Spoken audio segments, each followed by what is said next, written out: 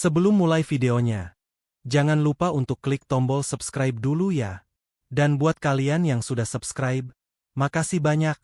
Semoga rezekinya lancar, sehat selalu, dan semua cita-citanya dikabulkan. Amin. Yuk, langsung aja kita mulai videonya.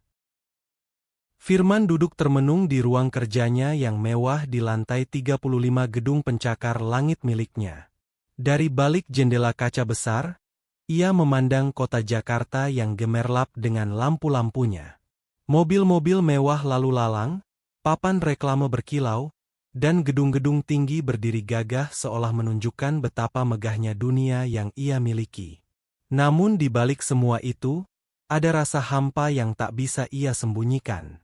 Sebagai seorang miliarder muda, Firman memiliki segalanya yang diidamkan banyak orang. Perusahaan raksasa yang bergerak di bidang properti dan teknologi, rumah megah seluas lapangan bola, deretan mobil sport yang berjejer di garasi, bahkan rekening bank yang nilainya tak terhitung lagi. Namun setiap malam, saat lampu-lampu kota menyala dan keramaian mereda, ia merasakan kesepian yang tak pernah bisa diisi dengan kekayaan. Banyak orang menganggap Firman adalah sosok pria beruntung, pangeran masa kini yang hidupnya penuh kemewahan. Tetapi tidak ada yang tahu bahwa di balik jas mahal dan senyum formalnya, Firman merasa seperti burung dalam sangkar emas. Ia terjebak dalam rutinitas rapat, angka-angka, dan pesta sosial yang hanya penuh kepalsuan. Semua orang mendekatinya bukan karena dirinya, melainkan karena uang dan statusnya. Malam itu, sambil menatap secangkir kopi hitam yang sudah dingin, Firman bergumam lirih, apakah ini hidup yang kuinginkan? Apakah ini kebahagiaan yang kucari? Pertanyaan itu menghantui pikirannya selama berbulan-bulan. Ia merindukan sesuatu yang nyata, sesuatu yang tulus, sesuatu yang bisa menyentuh hatinya tanpa embel-embel status. Dan akhirnya, sebuah keputusan besar lahir dari kegelisahan itu.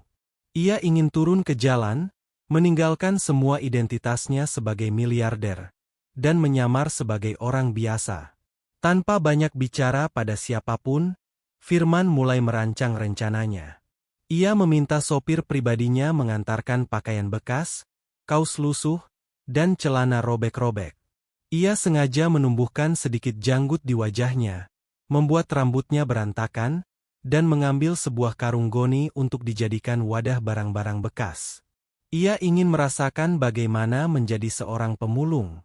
Pagi berikutnya, dengan perasaan campur aduk antara penasaran dan gugup, Firman keluar dari apartemennya bukan dengan jas mahal, melainkan dengan pakaian compang-camping. Ia berjalan menyusuri gang-gang kecil, menelusuri jalanan yang selama ini hanya ia lihat dari balik kaca mobil mewahnya. Untuk pertama kalinya, ia merasakan tatapan heran orang-orang, bahkan beberapa tatapan merendahkan. Hari itu panas terik. Firman berjalan membawa karung kosong di pundaknya, mencoba mengumpulkan botol plastik bekas dan kardus. Keringat bercucuran di wajahnya, kakinya pegal karena terbiasa dimanjakan dengan sepatu kulit dan lantai marmer. Kini ia harus berjalan di atas aspal yang panas, kadang menginjak tanah becek di pinggir jalan. Namun, anehnya, ada perasaan lega dalam hatinya. Seolah ia menemukan kebebasan baru. Di sebuah sudut jalan, Firman berhenti di dekat sebuah warung kecil. Perutnya keroncongan karena sejak pagi ia hanya minum air keran. Ia melirik warung itu, berharap bisa membeli sesuatu, namun ia menahan diri. Ia ingin benar-benar menjalani penyamaran ini, tidak boleh ada uang miliarder yang keluar dari dompetnya. Ia hanya membawa beberapa ribu rupiah yang ia peroleh dari menjual sedikit botol plastik. Saat sedang duduk di trotoar sambil menahan lapar, tiba-tiba seorang gadis datang menghampirinya. Gadis itu sederhana, mengenakan baju yang sudah agak pudar warnanya, namun wajahnya memancarkan kelembutan. Di tangannya ada sebungkus nasi bungkus yang masih hangat. "Mas, makanlah. Aku lihat dari tadi Mas kelihatan lelah sekali," ucap gadis itu dengan suara lembut. Firman tertegun. Ia tidak menyangka ada orang asing yang peduli padanya. Matanya menatap gadis itu lama, seolah ingin memastikan apakah ini nyata atau hanya ilusi. Aku nggak apa-apa, Mbak, jawab Firman ragu, mencoba menolak. Namun gadis itu tersenyum tulus. Aku tahu Mas pasti lapar. Ini nasi sederhana, cuma nasi putih, sayur lodeh, sama tempe goreng. Tapi aku ikhlas memberikannya. Firman merasakan sesuatu menghangat di dadanya. Selama ini, semua makanan mewah yang ia makan terasa hambar karena hanya bagian dari formalitas. Tetapi sebungkus nasi sederhana dari seorang gadis yang bahkan jelas bukan orang kaya, terasa begitu berharga. Dengan tangan gemetar, ia menerima nasi itu. Terima kasih, Mbak, aku benar-benar berterima kasih, ucap Firman dengan mata berkaca-kaca. Gadis itu hanya tersenyum kecil, lalu duduk sebentar di samping Firman. Namaku Hana. Aku tinggal di ujung gang itu. Aku tiap pagi bantu di warung, sore kerja apa saja yang bisa, malamnya jaga ibu yang lagi sakit. Hidup memang susah, Mas. Tapi kalau kita masih bisa berbagi, kenapa tidak? Firman tercekat mendengarnya. Ia menatap wajah Hana yang tampak lelah namun tetap bersinar. Dalam hati ia berkata, inikah orang yang selama ini kucari? Seseorang yang memberi tanpa pamrih, meski dirinya kekurangan. Mereka berdua makan bersama di trotoar itu, sederhana namun hangat. Nasi bungkus yang biasanya terasa biasa saja, kali ini menjadi makanan ternak dalam hidup Firman. Ia tidak hanya mengisi perutnya, tapi juga mengisi hatinya yang kosong. Hari mulai beranjak sore. Hana pamit pulang, sementara Firman duduk termenung. Pertemuan singkat itu meninggalkan bekas yang dalam di hatinya. Ia tidak tahu kenapa, tapi ada sesuatu yang berbeda pada Hana. Kebaikan gadis itu seolah menyalakan api kecil di dalam dirinya, api yang membuatnya ingin mengenal lebih jauh. Firman menatap karung goni di sampingnya. Hari ini aku menemukan sesuatu yang tak bisa kubeli dengan uang. Ketulusan, gumamnya pelan. Langkah pertama Firman di jalanan telah dimulai. Ia tidak tahu kemana kisah ini akan membawanya, tetapi satu hal yang pasti. Pertemuannya dengan Hana adalah awal dari perjalanan baru yang akan mengubah hidupnya selamanya. Langit Jakarta pagi itu sedikit mendung, awan kelabu bergelayut rendah seakan menahan sinar matahari agar tidak menembus bumi. Jalanan masih ramai oleh aktivitas warga. Pedagang sayur yang berteriak menawarkan dagangan, tukang becak yang mengayuh pelan menunggu penumpang, serta anak-anak sekolah yang berlarian dengan seragam putih biru. Di tengah keramaian itu, Firman berjalan pelan sambil memanggul karung goni yang setengah terisi botol plastik bekas. Ia baru saja memulai harinya sebagai pemulung untuk hari kedua. Badannya masih terasa pegal, telapak kakinya sakit karena terbiasa memakai sepatu kulit mahal dan kini harus bertahan dengan sandal jepit tipis yang ia beli dari pasar loak. Tetapi meski tubuhnya mengeluh, hatinya terasa lebih ringan daripada saat ia duduk di kursi direksi. Pikirannya terus melayang pada pertemuan kemarin. Senyum lembut Hana, tatapan matanya yang penuh empati, serta sebungkus nasi hangat yang ia berikan, semuanya membekas dalam ingatan Firman. Ia bahkan masih bisa merasakan kehangatan nasi bungkus itu, meski sudah habis sejak semalam. Bukan sekadar rasa kenyang, melainkan rasa dihargai sebagai manusia. Kenapa ya, aku begitu teringat padanya?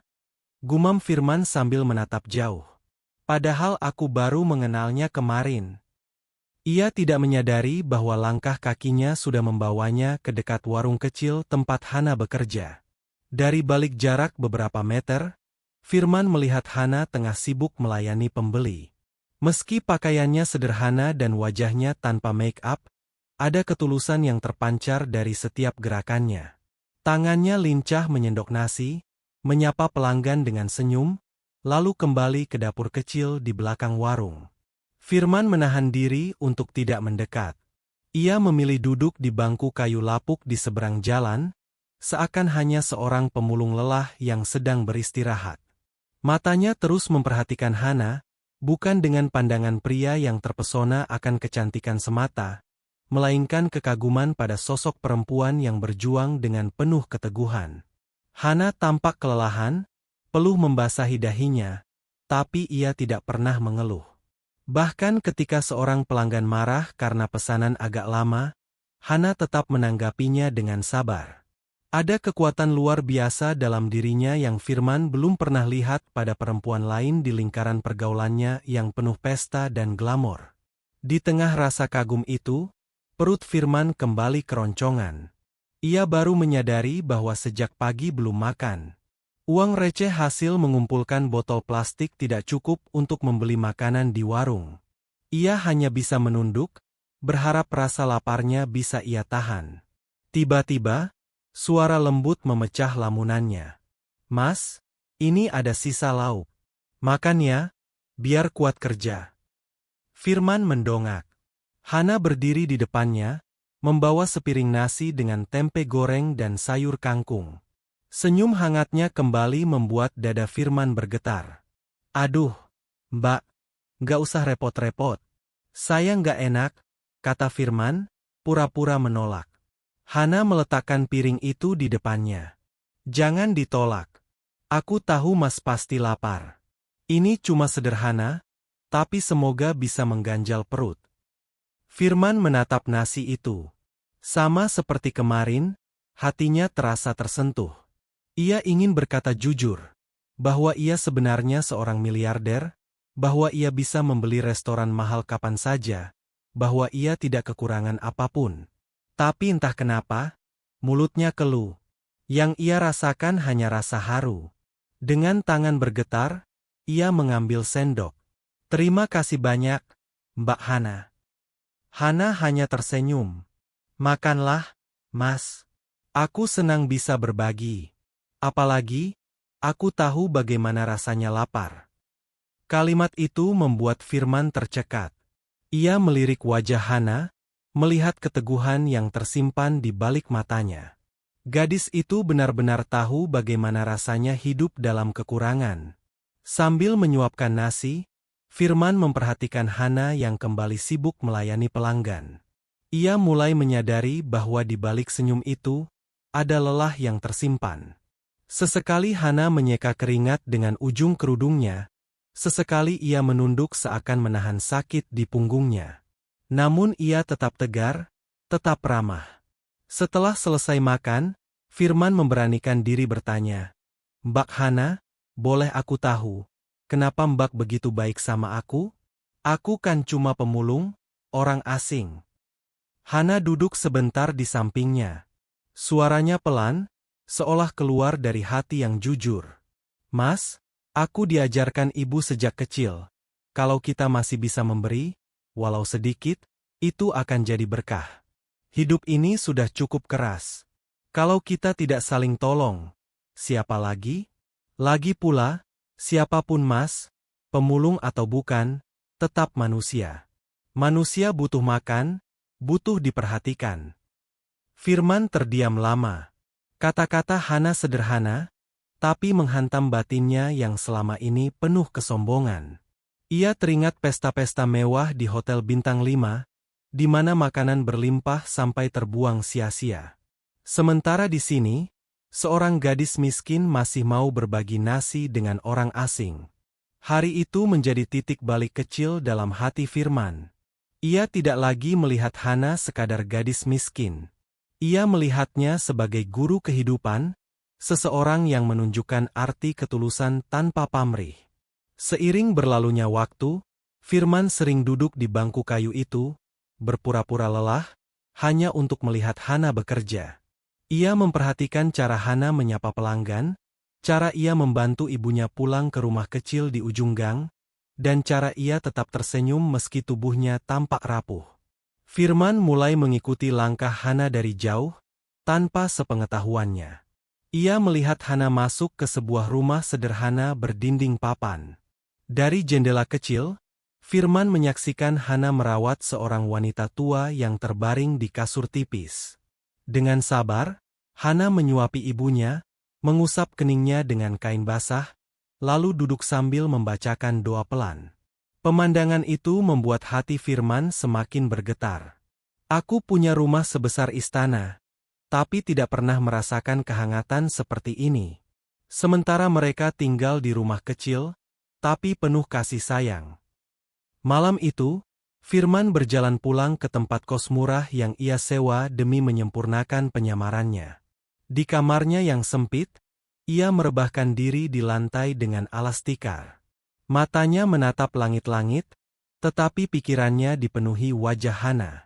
Ia bertanya-tanya, kenapa seorang gadis miskin bisa membuatnya merasa hidup kembali? Kenapa sebungkus nasi sederhana mampu membuat hatinya lebih bahagia daripada makan malam jutaan rupiah di restoran mewah? Jawabannya perlahan muncul, karena untuk pertama kalinya, Firman merasakan ketulusan yang tidak bisa dibeli dengan uang. Hari-hari berikutnya, Firman semakin terbiasa dengan kehidupannya sebagai pemulung. Setiap pagi ia berangkat lebih awal, memanggul karung goni, menyusuri jalanan mencari botol plastik, kardus bekas, dan kaleng kosong. Kadang ia merasa lelah, kakinya pegal, tangannya lecet, tapi ada sesuatu yang membuatnya terus bertahan. Pertemuannya dengan Hana. Sejak pertama kali diberi sebungkus nasi, lalu sepiring makan siang sederhana, Firman merasa ada ikatan yang tak kasat mata antara dirinya dan gadis itu. Bukan ikatan karena status, bukan karena pamrih, melainkan karena ketulusan yang Hana berikan. Firman ingin lebih dekat, tapi ia juga sadar bahwa dirinya masih dalam penyamaran. Ia tidak bisa sembarangan mengungkapkan siapa dia sebenarnya. Setiap sore, setelah selesai mengumpulkan barang bekas, Firman sengaja duduk di bangku kayu di depan warung Hana. Dari sana, ia bisa berbincang sebentar, kadang hanya bertukar senyum, kadang sekadar mendengar Hana bercerita tentang hari-harinya. Awalnya, Hana memandang Firman hanya sebagai seorang pemulung yang kebetulan ramah. Tapi seiring berjalannya waktu, ia mulai merasa nyaman dengan keberadaan lelaki itu. Ada sesuatu yang berbeda pada Firman dibandingkan pemulung lain yang sering ia temui. Cara bicaranya sopan, tutur katanya teratur, dan pandangannya penuh perhatian. "Mas Firman, aneh deh," kata Hana suatu sore sambil membersihkan meja warung. "Pemulung biasanya kasar, ngomongnya ceplas-ceplos, suka maksa minta makanan. Tapi Mas nggak begitu. Mas lebih kayak orang terpelajar." Firman terkekeh pelan, menutupi degup jantungnya. "Ah, enggak, Mbak. Aku ya sama aja. Cuma mungkin aku terbiasa jaga omongan." Hana mengangguk sambil tersenyum. "Ya, mungkin. Tapi aku senang Mas sering mampir. Jadi ada teman ngobrol. Hidupku kan gini-gini aja, monoton. Kalau ada teman cerita, rasanya lebih ringan." Ucapan itu membuat Firman hangat. Ia tidak menyangka keberadaannya yang sederhana bisa membuat Hana merasa ditemani. Padahal selama ini, Firmanlah yang merasa terhibur dengan cerita-cerita Hana. Malam itu, setelah warung tutup, Hana duduk di teras rumahnya yang kecil. Firman memberanikan diri mendekat. Mereka berbincang di bawah lampu temaram, ditemani suara jangkrik dari gang sempit. Hana mulai bercerita tentang masa lalunya. Ayahnya sudah lama meninggal, ibunya sakit-sakitan, dan sejak remaja ia harus bekerja keras untuk menopang hidup keluarga. Ia sempat bercita-cita kuliah, ingin jadi guru, tapi kondisi ekonomi memaksanya berhenti sekolah. "Kadang aku iri lihat teman-teman seumuranku," kata Hana lirih. "Mereka bisa kuliah, kerja di kantor, pakai baju bagus. Aku, setiap hari cuma di warung, terus pulang rawat ibu. Tapi ya sudahlah, mungkin ini takdirku." Firman mendengarkan dengan hati yang terenyuh. Ia ingin sekali mengatakan bahwa ia bisa membantu, bisa membiayai kuliah Hana, bahkan bisa menyembuhkan ibunya di rumah sakit terbaik. Tapi ia menahan diri. Ia tahu jika ia terburu-buru mengungkapkan identitasnya, Hana mungkin tidak akan percaya pada ketulusannya. Sebagai gantinya, ia berkata, "Mbak Hana, aku kagum sama Mbak. Meski hidup susah, Mbak tetap kuat dan ikhlas. Banyak orang di luar sana yang hidupnya jauh lebih enak, tapi nggak bisa sekuat Mbak. Hana menatap Firman dengan mata berkaca-kaca, lalu tersenyum kecil. Makasih, Mas. Aku nggak tahu apa yang akan terjadi besok, tapi kalau masih ada orang yang bisa menghargai aku, rasanya semua kerja keras ini nggak sia-sia. Percakapan itu menjadi titik awal persahabatan mereka. Firman semakin sering menemani Hana, entah membantu mengangkat barang di warung, menunggu ibunya ketika Hana harus keluar, atau sekadar duduk bersama sambil menikmati teh hangat di malam hari. Hubungan mereka tumbuh pelan-pelan, diam-diam, tanpa disadari oleh banyak orang. Namun tentu saja, tidak semua orang memandang persahabatan itu baik. Beberapa tetangga mulai berbisik-bisik. Itu Hana kok akrab banget sama pemulungnya? Kata seorang ibu di gang. Cantik-cantik kok sama orang kayak gitu. Hana mendengar bisikan itu, tapi ia memilih diam. Ia tahu Firman berbeda. Meski penampilannya lusuh, hatinya tulus. Dan baginya, itu lebih berharga daripada apapun. Suatu hari, saat hujan turun deras, Hana terjebak di warung. Ia menunggu hujan reda sambil membereskan dagangan. Firman datang basah kuyup, membawa karung yang sudah berat. Mas, kenapa nggak nunggu hujan reda dulu baru jalan? Tanya Hana khawatir. Firman tersenyum sambil menaruh karungnya di pojok. Nggak apa-apa, Mbak. Hujan kayak gini malah bikin seger. Lagian, aku pengen ke sini. Siapa tahu Mbak butuh bantuan. Hana terdiam sejenak, hatinya hangat oleh perhatian itu. Mereka pun duduk berdua, menunggu hujan reda sambil bercerita banyak hal. Suasana sederhana itu terasa begitu intim, meski tanpa kata-kata romantis. Firman mulai menyadari bahwa perasaannya pada Hana bukan lagi sekadar rasa kagum. Ada benih cinta yang tumbuh, perlahan tapi pasti. Ia berusaha menahannya, takut terlalu cepat, takut membuat Hana salah paham. Tapi dalam hatinya, ia tahu, Hana adalah orang yang mampu mengisi kekosongan hidupnya. Di sisi lain, Hana juga mulai merasakan sesuatu yang berbeda. Setiap kali Firman datang, ada semangat baru dalam dirinya. Senyum Firman yang sederhana, perhatian kecilnya, membuat hari-hari Hana lebih berwarna. Namun ia berusaha mengabaikan perasaan itu. Baginya, jatuh cinta pada seorang pemulung adalah hal yang mustahil. Malam semakin larut. Hujan mulai reda, hanya tersisa gerimis yang menetes pelan. Firman berpamitan pulang, membawa karungnya yang basah. Hana mengantarnya sampai depan gang. Mas hati-hati ya di jalan, ucap Hana sambil tersenyum. Firman mengangguk. Iya, Mbak. Sampai besok. Saat Firman berjalan pergi, Hana menatap punggungnya lama. Ada rasa yang ia sendiri sulit jelaskan. Dan malam itu, keduanya tertidur dengan hati yang sama-sama bergetar. Persahabatan mereka tumbuh diam-diam, tanpa disadari, mulai berubah menjadi sesuatu yang lebih dalam. Malam itu, langit Jakarta kelabu, dihiasi rintik hujan yang jatuh perlahan. Di sebuah rumah sederhana di ujung gang sempit, Hana duduk di samping ibunya yang terbaring lemah. Wajah ibunya pucat, napasnya tersengal, dan batuk kecil sesekali terdengar. Hana dengan sabar mengelap keringat di dahi ibunya menggunakan kain basah. Ibu harus kuat, ya, bisik Hana lembut, berusaha menahan air mata. Besok aku coba cari obat lagi. Kalau ada rezeki, kita bisa periksa ke dokter. Ibunya tersenyum tipis, mencoba memberi ketenangan meski tubuhnya sendiri menjerit sakit. Hana, jangan terlalu capek, nak. Ibu tidak apa-apa. Ibu cukup senang masih bisa melihatmu di sini. Hana menggenggam tangan ibunya, erat. Aku nggak capek, Bu. Aku cuma ingin ibu sehat lagi. Di luar rumah, Firman berdiri diam. Ia baru saja mengantar Hana pulang, tapi saat melihat Hana masuk ke rumah, ia tanpa sadar melangkah mendekat.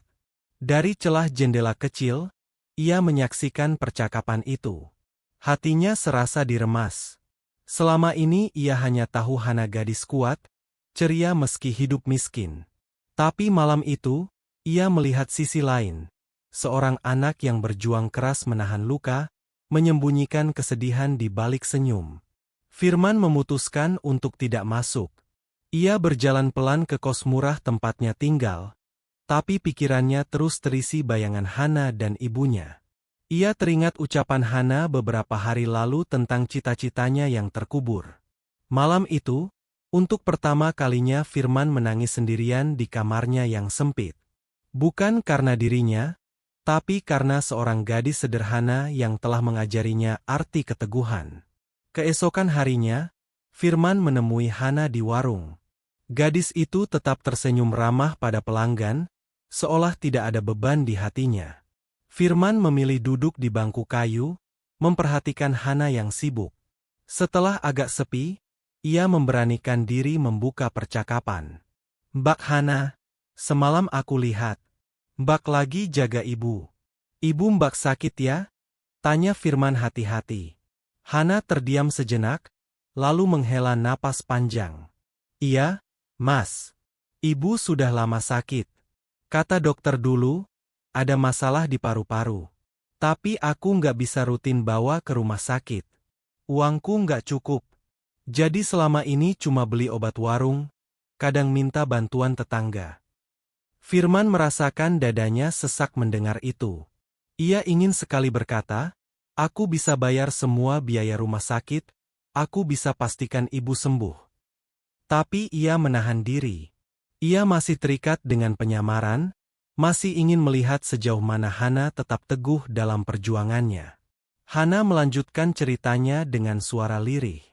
"Aku kadang iri, Mas.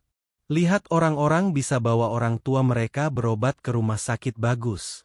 Sementara aku, hanya bisa berharap ibu kuat. Aku bekerja keras di warung, kadang bantu cuci pakaian orang, tapi uangnya selalu kurang. Tapi ya sudahlah. Yang penting aku bisa ada di samping ibu." Mata Hana berkaca-kaca, namun ia cepat-cepat tersenyum untuk menutupi kesedihannya. Firman terdiam, menahan gejolak dalam dadanya. Ia tidak pernah melihat seseorang begitu tabah menanggung penderitaan. "Mas," kata Hana tiba-tiba, "maaf ya, aku jadi curhat. Aku cuma merasa nyaman cerita sama Mas. Entah kenapa, aku percaya sama Mas." Firman menatap Hana lama. Kata-kata itu seperti menancap ke hatinya. Ia ingin berjanji akan selalu ada untuk Hana, tapi sekali lagi ia menahan diri. Ia hanya menjawab dengan suara tenang, "Mbak Hana, aku janji, aku akan selalu dengar cerita Mbak. Aku senang bisa jadi teman Mbak." Sejak hari itu, Hana semakin sering membuka diri.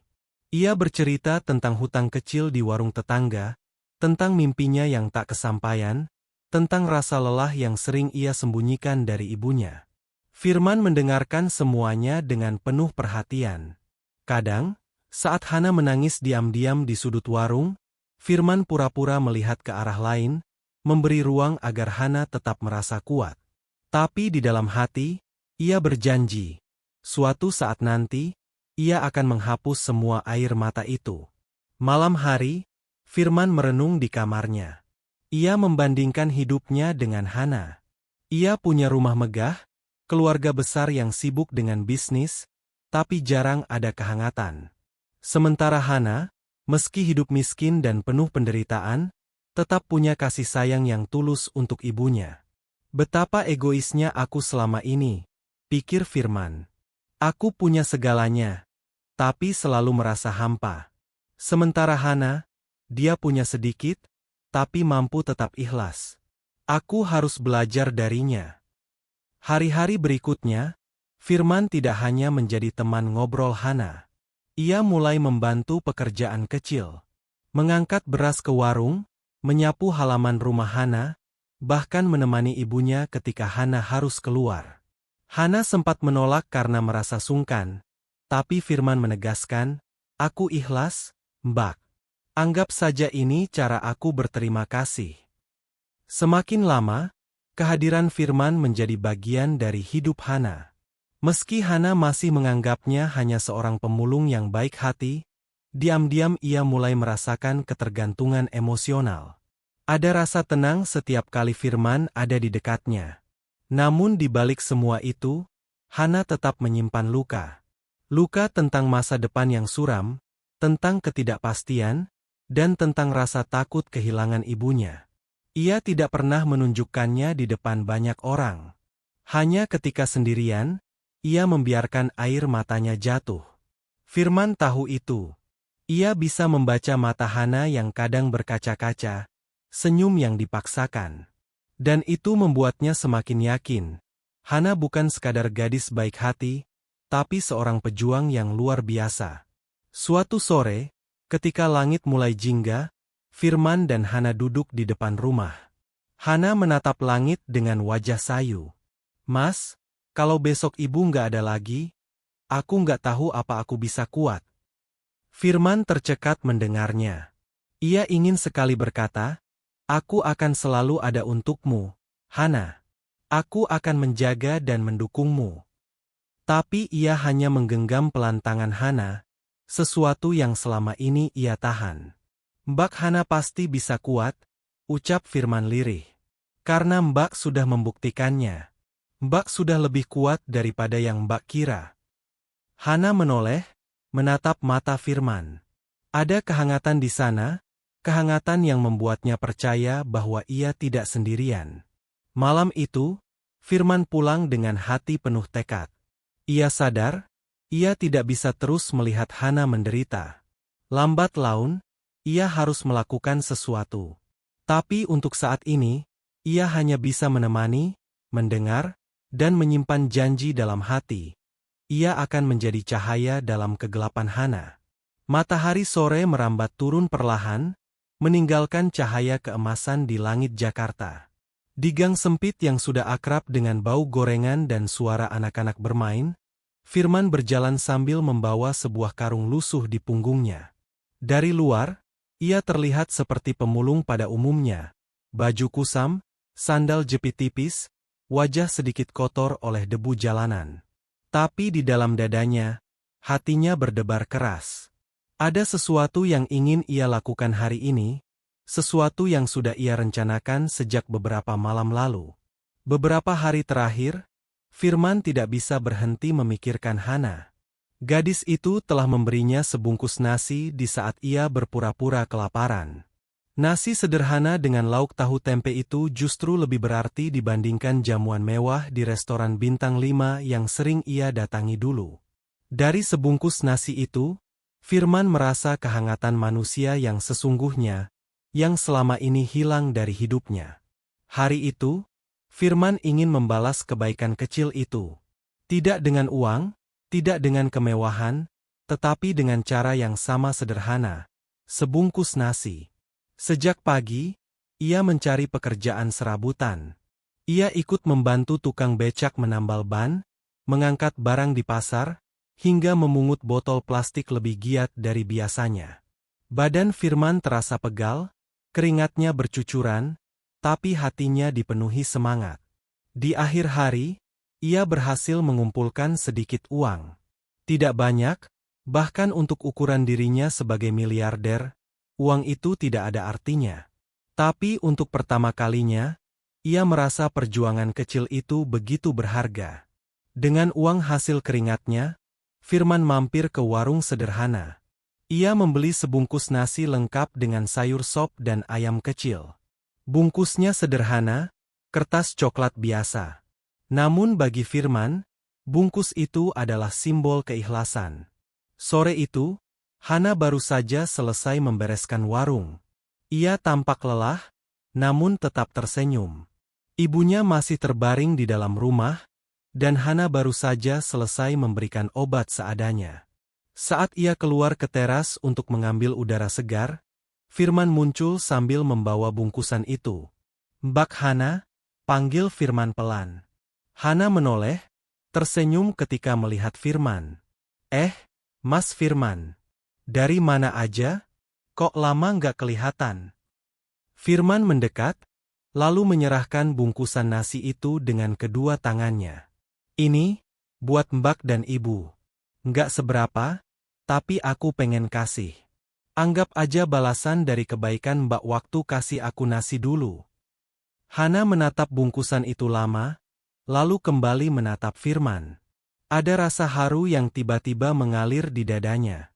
Seorang pemulung, yang bahkan hidupnya sendiri penuh keterbatasan, masih ingat untuk berbagi di tengah kesulitan.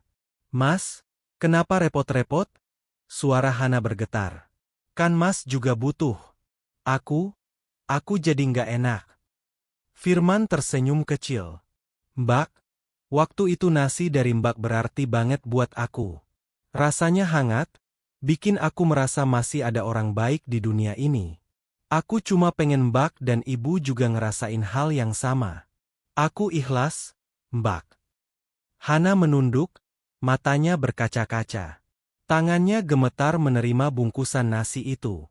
Ia merasa seolah Tuhan mengingatkannya bahwa kebaikan sekecil apapun tidak pernah hilang, selalu kembali dengan cara yang tak disangka. Terima kasih, Mas, ucap Hana lirih, suaranya serak menahan tangis. Aku nggak tahu harus bilang apa. Firman hanya tersenyum. Nggak usah bilang apa-apa. Senyum Mbak aja udah cukup buat aku. Malam itu, Hana membawa masuk bungkusan nasi itu dan memberikannya kepada ibunya. Bu, ini ada nasi buat kita. Dikasih sama Mas Firman. Ibunya menatap heran. Mas Firman? Pemulung itu? Iya, Bu. Dia yang kasih. Katanya buat kita berdua, jawab Hana. Ibunya terdiam sejenak, lalu tersenyum penuh arti. Nak, jangan pernah remehkan orang baik. Kadang, yang kita anggap tidak punya apa-apa justru punya hati paling kaya. Jaga baik-baik pertemananmu dengan dia. Hana mengangguk. Air matanya jatuh tanpa bisa ia tahan. Malam itu, ia makan bersama ibunya dengan nasi pemberian Firman. Meski sederhana, rasanya begitu nikmat, seolah ada kehangatan yang menyelimuti ruangan kecil itu. Sementara itu, Firman berjalan pulang ke kosnya. Meski tubuhnya lelah, hatinya penuh rasa bahagia yang tidak bisa dijelaskan. Ia baru saja belajar sesuatu. Kebahagiaan sejati bukan tentang memberi banyak, melainkan memberi dengan hati. Hari-hari berikutnya, hubungan Firman dan Hana semakin dekat. Hana mulai lebih terbuka. Ia bercerita tentang masa kecilnya yang penuh mimpi, tentang keinginannya dulu ingin menjadi guru, tentang bagaimana semua itu hancur karena kondisi ekonomi. Firman mendengarkan dengan seksama, merasa setiap cerita Hana seperti membuka matanya lebih lebar tentang arti kehidupan. Kadang mereka duduk bersama di bangku kayu depan rumah Hana, membicarakan hal-hal kecil. Hana tertawa meski kelelahan, Firman ikut tertawa melihatnya. Dalam kebersamaan itu, mereka tidak butuh apa-apa selain ketulusan. Namun di balik semua itu, Firman juga sadar bahwa waktu tidak bisa terus berjalan seperti ini. Ia tahu penyamarannya punya batas. Cepat atau lambat, ia harus menghadapi kenyataan. Siapa dirinya sebenarnya? Tapi untuk saat itu, ia memilih menikmati momen-momen kecil bersama Hana. Suatu sore, Hana berkata dengan nada sendu, "Mas, kadang aku merasa hidupku nggak adil. Aku kerja keras, tapi hasilnya selalu kurang. Aku ingin bahagiain ibu, tapi rasanya semua jalan tertutup." Firman menatapnya, lalu berkata pelan, "Mbak Hana, hidup memang nggak selalu adil. Tapi aku percaya, orang baik pasti akan dapat kebaikan juga. Mungkin bukan sekarang, tapi suatu hari nanti. Mbak cuma perlu terus kuat." Hana tersenyum pahit, tapi kata-kata itu entah kenapa menenangkan hatinya. Ia merasa Firman benar, bahwa masih ada harapan, meski tipis. Hari itu, sebungkus nasi dari Firman tidak hanya mengisi perut Hana dan ibunya. Ia juga mengisi hati mereka dengan harapan. Harapan bahwa di tengah dunia yang keras, masih ada orang yang mau peduli. Dan tanpa Hana sadari, rasa itu perlahan berubah menjadi sesuatu yang lebih dalam. Setiap kali melihat Firman, ada getaran halus yang sulit dijelaskan. Ia tahu, ia mulai merasa nyaman, bahkan mungkin jatuh hati. Hari-hari terus bergulir di kampung kecil itu. Hujan dan panas silih berganti, suara anak-anak berlari di gang sempit menjadi musik alami yang setiap hari terdengar. Bagi sebagian orang, hidup di sana mungkin hanya kumpulan kesulitan dan penderitaan. Namun bagi Hana, hidup adalah perjuangan yang harus dijalani dengan senyum, meski senyum itu seringkali menyembunyikan luka. Firman semakin sering hadir di tengah-tengah kehidupan Hana. Dari seorang asing yang dulu hanya menerima sebungkus nasi, ia kini menjadi teman dekat yang selalu ada. Hana mulai terbiasa melihat sosok Firman dengan baju lusuh dan karung di punggungnya. Baginya, Firman bukan sekadar pemulung, tapi juga sahabat yang bisa membuatnya merasa tidak sendirian. Suatu pagi, ketika warung Hana agak sepi, Firman datang dengan wajah penuh keringat. Ia baru saja selesai mengumpulkan botol plastik dari ujung jalan. "Halo, Mbak Hana," sapanya ceria, meski suaranya agak ngos-ngosan. Hana menoleh dan tertawa kecil melihat wajah Firman yang basah oleh keringat. "Mas Firman, kalau kerja jangan terlalu maksa. Nanti jatuh sakit." Firman mengibaskan tangannya. "Ah, enggak apa-apa. Keringetan gini sehat kok. Lagian, kalau aku sakit kan ada Mbak Hana yang jagain." Hana pura-pura cemberut, padahal hatinya hangat. "Mas ini bisa aja. Aku aja udah repot sama ibu. Kalau ditambah jagain mas, bisa pusing 7 keliling." Mereka tertawa bersama. Tawa itu ringan, sederhana, tapi mampu membuat udara yang panas terasa lebih sejuk. Hari itu, setelah beres dengan pekerjaannya, Firman duduk di bangku kayu depan warung. Hana membuatkan teh hangat dalam gelas kecil dan meletakkannya di hadapan Firman. "Wah, terima kasih, Mbak," ucap Firman sambil menyeruput teh itu dengan lahap. "Ini teh terenak yang pernah aku minum." Hana mengangkat alisnya. "Ah, Mas ini berlebihan. Cuma teh kampung kok." "Justru karena itu enak," jawab Firman mantap. "Aku udah minum macam-macam teh di hotel, restoran, tapi rasanya kosong. Beda sama teh buatan Mbak Hana, ada manisnya, ada hangatnya, ada hatinya." Ucapan itu membuat pipi Hana merona. Ia berusaha menutupi dengan tertawa. "Mas ini suka bikin orang salah paham. Nanti dikira lagi gombal." Firman ikut tertawa. "Loh, aku serius kok. Aku ngomong apa adanya." Mereka kembali tertawa. Suasana itu sederhana, tapi justru disitulah mereka menemukan kebahagiaan kecil. Beberapa hari berikutnya, Firman dan Hana semakin sering berbagi momen ringan. Kadang Firman membantu mengantar belanjaan pelanggan warung, kadang ia menghibur Hana dengan cerita-cerita lucu dari pengalamannya di jalan. Meski penampilannya seperti pemulung, Firman memiliki cara berbicara yang sopan dan cerdas. Hal itu membuat Hana heran sekaligus kagum. Suatu sore, setelah hujan reda, anak-anak kampung berlari di jalan becek sambil bermain bola plastik.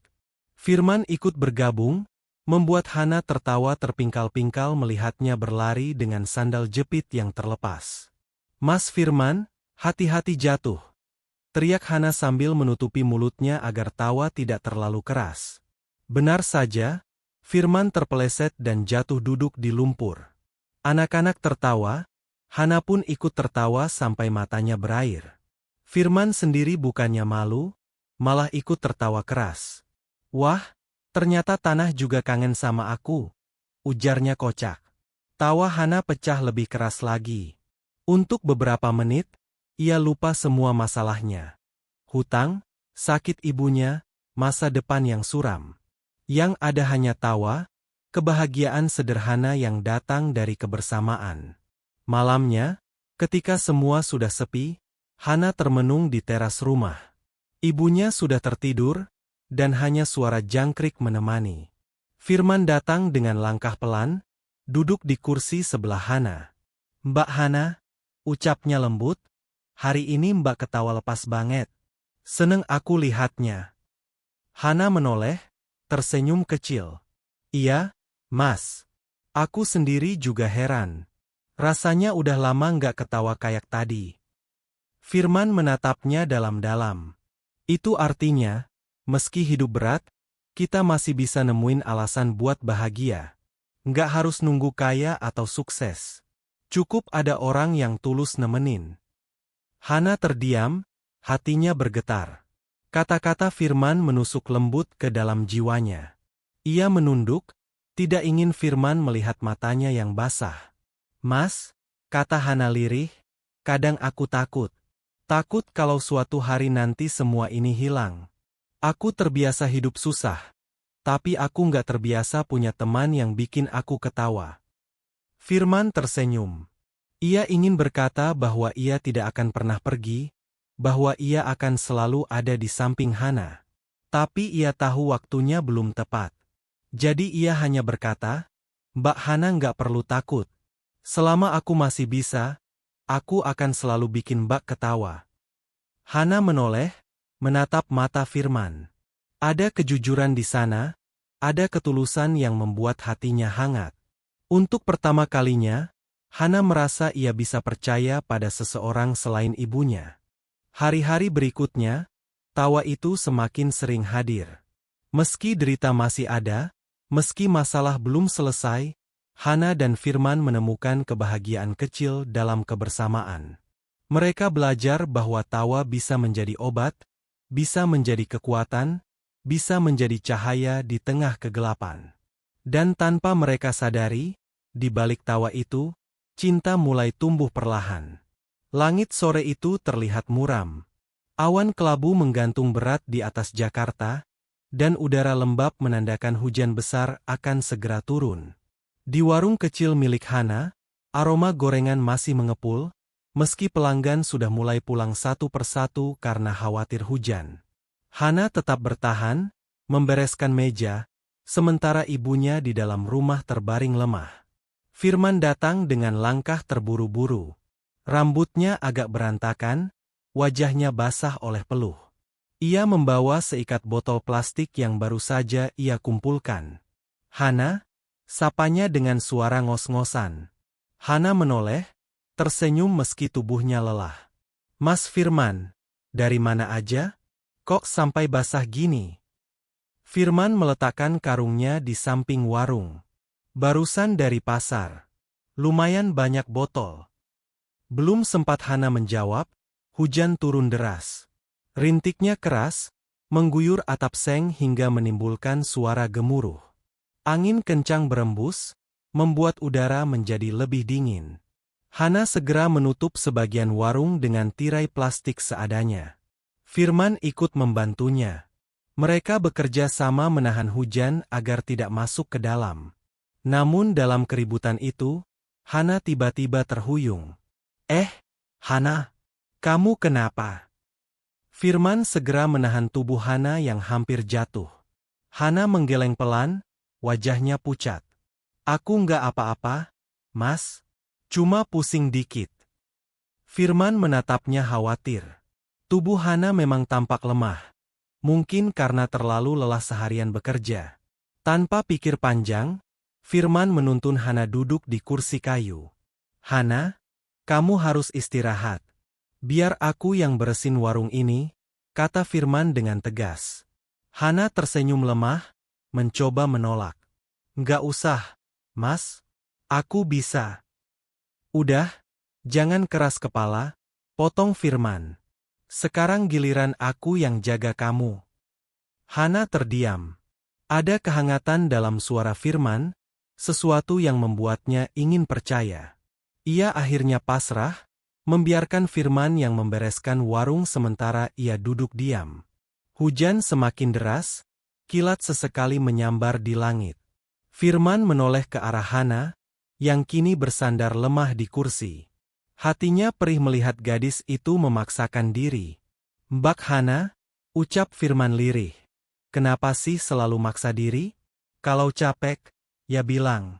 Kamu nggak harus selalu kuat di depan orang lain. Hana menatap Firman, matanya berkaca-kaca. Kalau aku nggak kuat, siapa lagi yang jaga ibu? Aku cuma punya ibu, Mas. Aku nggak bisa jatuh. Firman terdiam. Kata-kata Hana menghantam hatinya.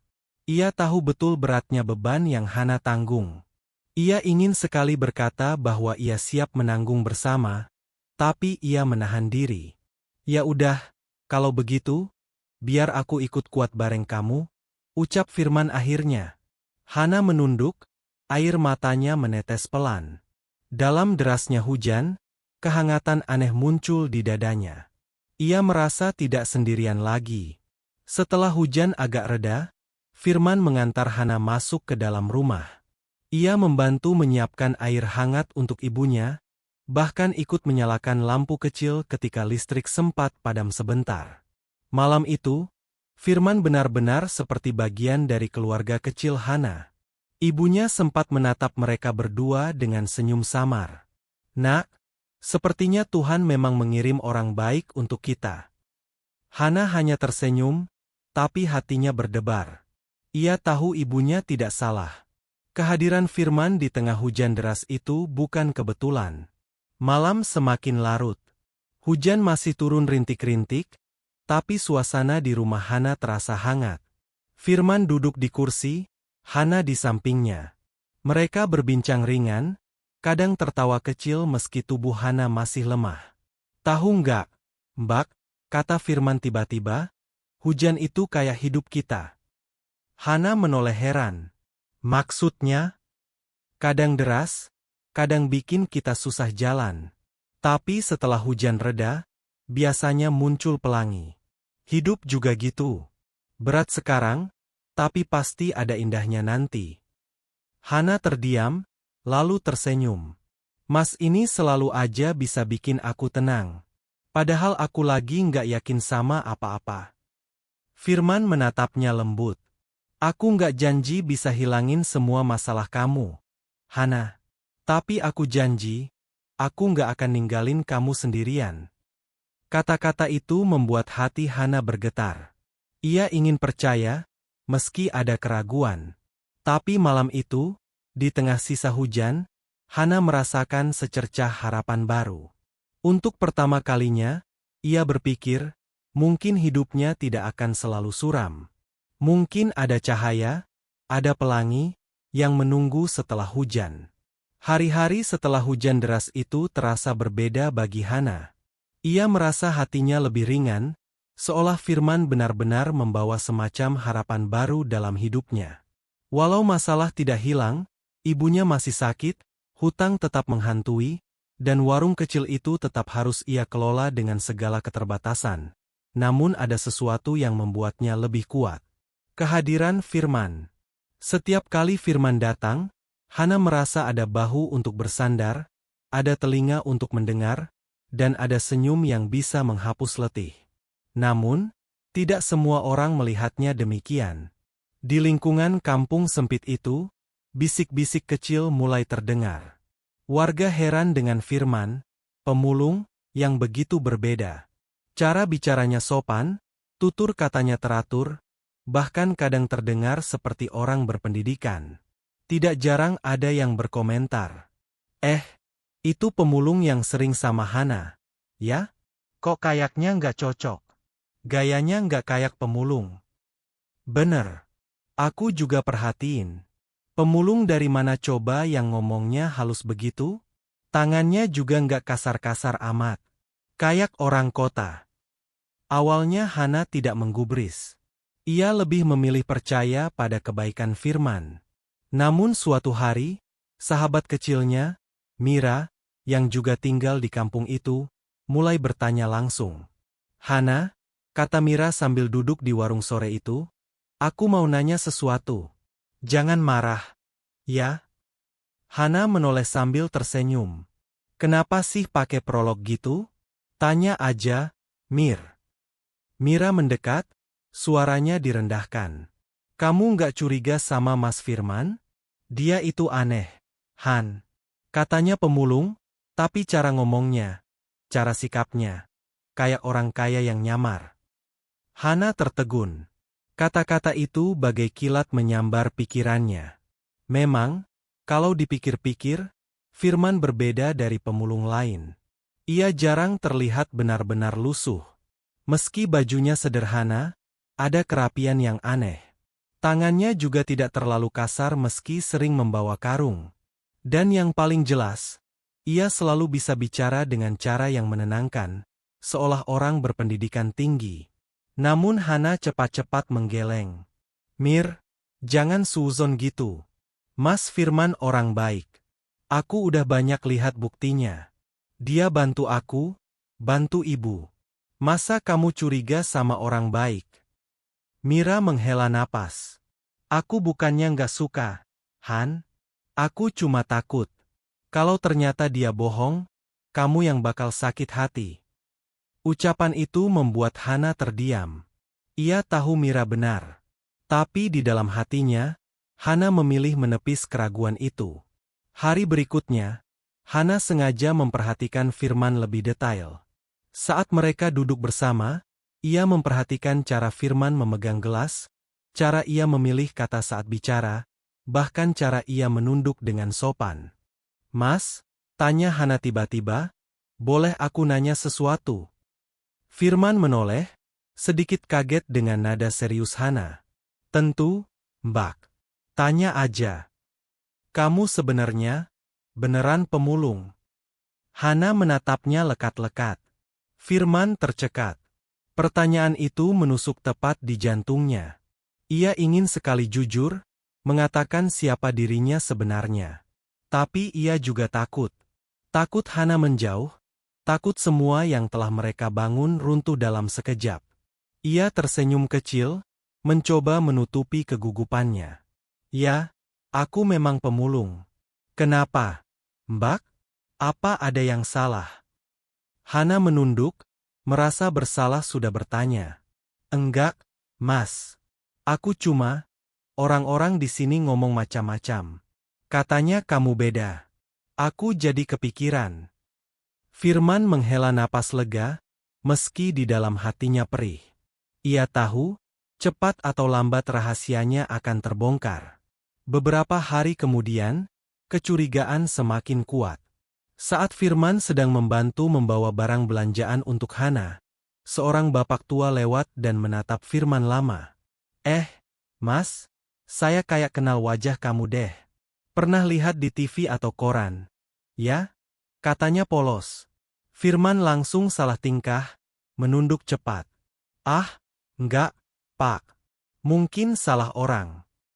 Hana yang mendengar itu ikut bingung. Ia ingin bertanya lebih jauh, tapi melihat Firman gugup, ia memilih diam. Malamnya, Hana duduk termenung. Ia memikirkan semua kejadian itu. Ada sesuatu yang aneh pada Firman. Tapi setiap kali ia mengingat kebaikan Firman, memberi sebungkus nasi, menemaninya saat hujan, membantu menjaga ibunya, hatinya luluh kembali. Kalaupun dia punya rahasia, batin Hana, aku percaya alasannya pasti baik. Aku nggak mau suuzon. Aku percaya sama ketulusan Mas Firman. Namun jauh di lubuk hatinya, Hana tahu, rahasia itu nyata. Ia hanya belum siap menghadapinya. Firman sendiri tidak bisa tidur malam itu. Ia duduk di ranjang kosnya yang sempit, menatap langit-langit. Hatinya penuh dilema. Sampai kapan aku bisa menyembunyikan ini? Hana berhak tahu siapa aku sebenarnya. Tapi kalau aku jujur sekarang, apa dia akan percaya? Atau justru meninggalkanku? Ia memejamkan mata, menarik napas panjang. Dalam hatinya ia berdoa, semoga saat rahasia itu terbuka, Hana bisa melihat cintanya, bukan kebohongannya. Malam itu, kampung sudah sepi. Lampu jalan redup, suara jangkrik terdengar bersahutan, dan udara dingin menyusup di antara rumah-rumah sederhana. Hana duduk di depan rumahnya, memeluk lutut, menatap kosong ke arah jalanan. Pikirannya kacau. Firman, Siapa sebenarnya lelaki itu? Sejak percakapan dengan Mira, rasa curiga itu terus mengganggunya. Ia memang tidak ingin berprasangka buruk, tapi berbagai keanehan semakin jelas. Mulai dari cara bicara Firman, sikapnya yang begitu halus, hingga ucapan bapak tua tempo hari yang seperti mengenali wajahnya. Hana menarik napas panjang. Kalaupun Mas Firman bukan pemulung, kenapa dia harus nyamar? Apa tujuannya? Gumamnya lirih. Sementara itu, di kamar kos sederhana yang ia sewa sebagai tempat tinggal sementara, Firman duduk termenung. Ia menatap bayangan dirinya di cermin kecil yang tergantung di dinding. Rambutnya yang sengaja dibiarkan berantakan, wajahnya yang sengaja dibuat lusuh, pakaian compang-camping, semuanya hanya topeng. Berapa lama lagi aku bisa terus berpura-pura? Batinnya. Firman sadar, setiap detik ia bersama Hana, rahasia itu makin sulit dijaga. Ia ingin jujur, tapi bayangan wajah Hana yang kecewa membuat hatinya ciut. Kalau dia tahu aku miliarder, apakah dia masih mau menganggapku sama seperti sekarang? Atau malah menjauh, merasa dibohongi? Firman menutup wajah dengan kedua tangannya. Ia merasa berada di persimpangan. Satu sisi ingin mempertahankan kebersamaan ini, satu sisi ingin mengungkapkan kebenaran. Keesokan harinya, Firman kembali datang ke warung Hana. Seperti biasa, ia membantu Hana merapikan meja dan kursi, menata piring, bahkan sesekali membantu melayani pembeli. Hana tersenyum, tapi senyum itu berbeda. Ada bayangan tanya di balik matanya. "Mas," kata Hana pelan ketika warung sepi, "aku boleh tanya sesuatu lagi?" Firman tersentak. "Apa, Mbak?" "Kalau suatu hari aku tahu kamu bukan seperti yang aku pikir, kamu janji nggak bakal pergi ninggalin aku?" Pertanyaan itu membuat Firman terdiam lama. Jantungnya berdegup kencang, seolah dadanya hendak meledak. Ia menatap wajah Hana, penuh harap sekaligus cemas. "Aku janji, Mbak," jawab Firman akhirnya. "Apapun yang terjadi, aku nggak akan ninggalin kamu. Aku di sini bukan karena aku kasihan sama kamu. Aku di sini karena aku tulus." Hana menunduk. Ada kehangatan yang menjalar di hatinya. Namun di sisi lain, rasa takut masih ada. Hari-hari berikutnya, dilema itu makin berat. Hana mulai merasakan benih cinta tumbuh di hatinya. Setiap kali Firman tersenyum, ia merasa ada cahaya. Setiap kali Firman bicara dengan tenang, ia merasa aman. Tapi ia juga takut perasaannya salah. "Apa aku pantas mencintai seorang pemulung?" batinnya. Hana tahu betapa kerasnya kehidupan. Ia miskin, penuh hutang, punya ibu yang sakit-sakitan. Bagaimana mungkin ia bisa bermimpi tentang cinta, apalagi dengan seorang lelaki yang bahkan tidak punya masa depan jelas? Sementara itu, Firman bergulat dengan dilema berbeda. Ia bukan hanya jatuh cinta, ia benar-benar tenggelam dalam perasaan itu.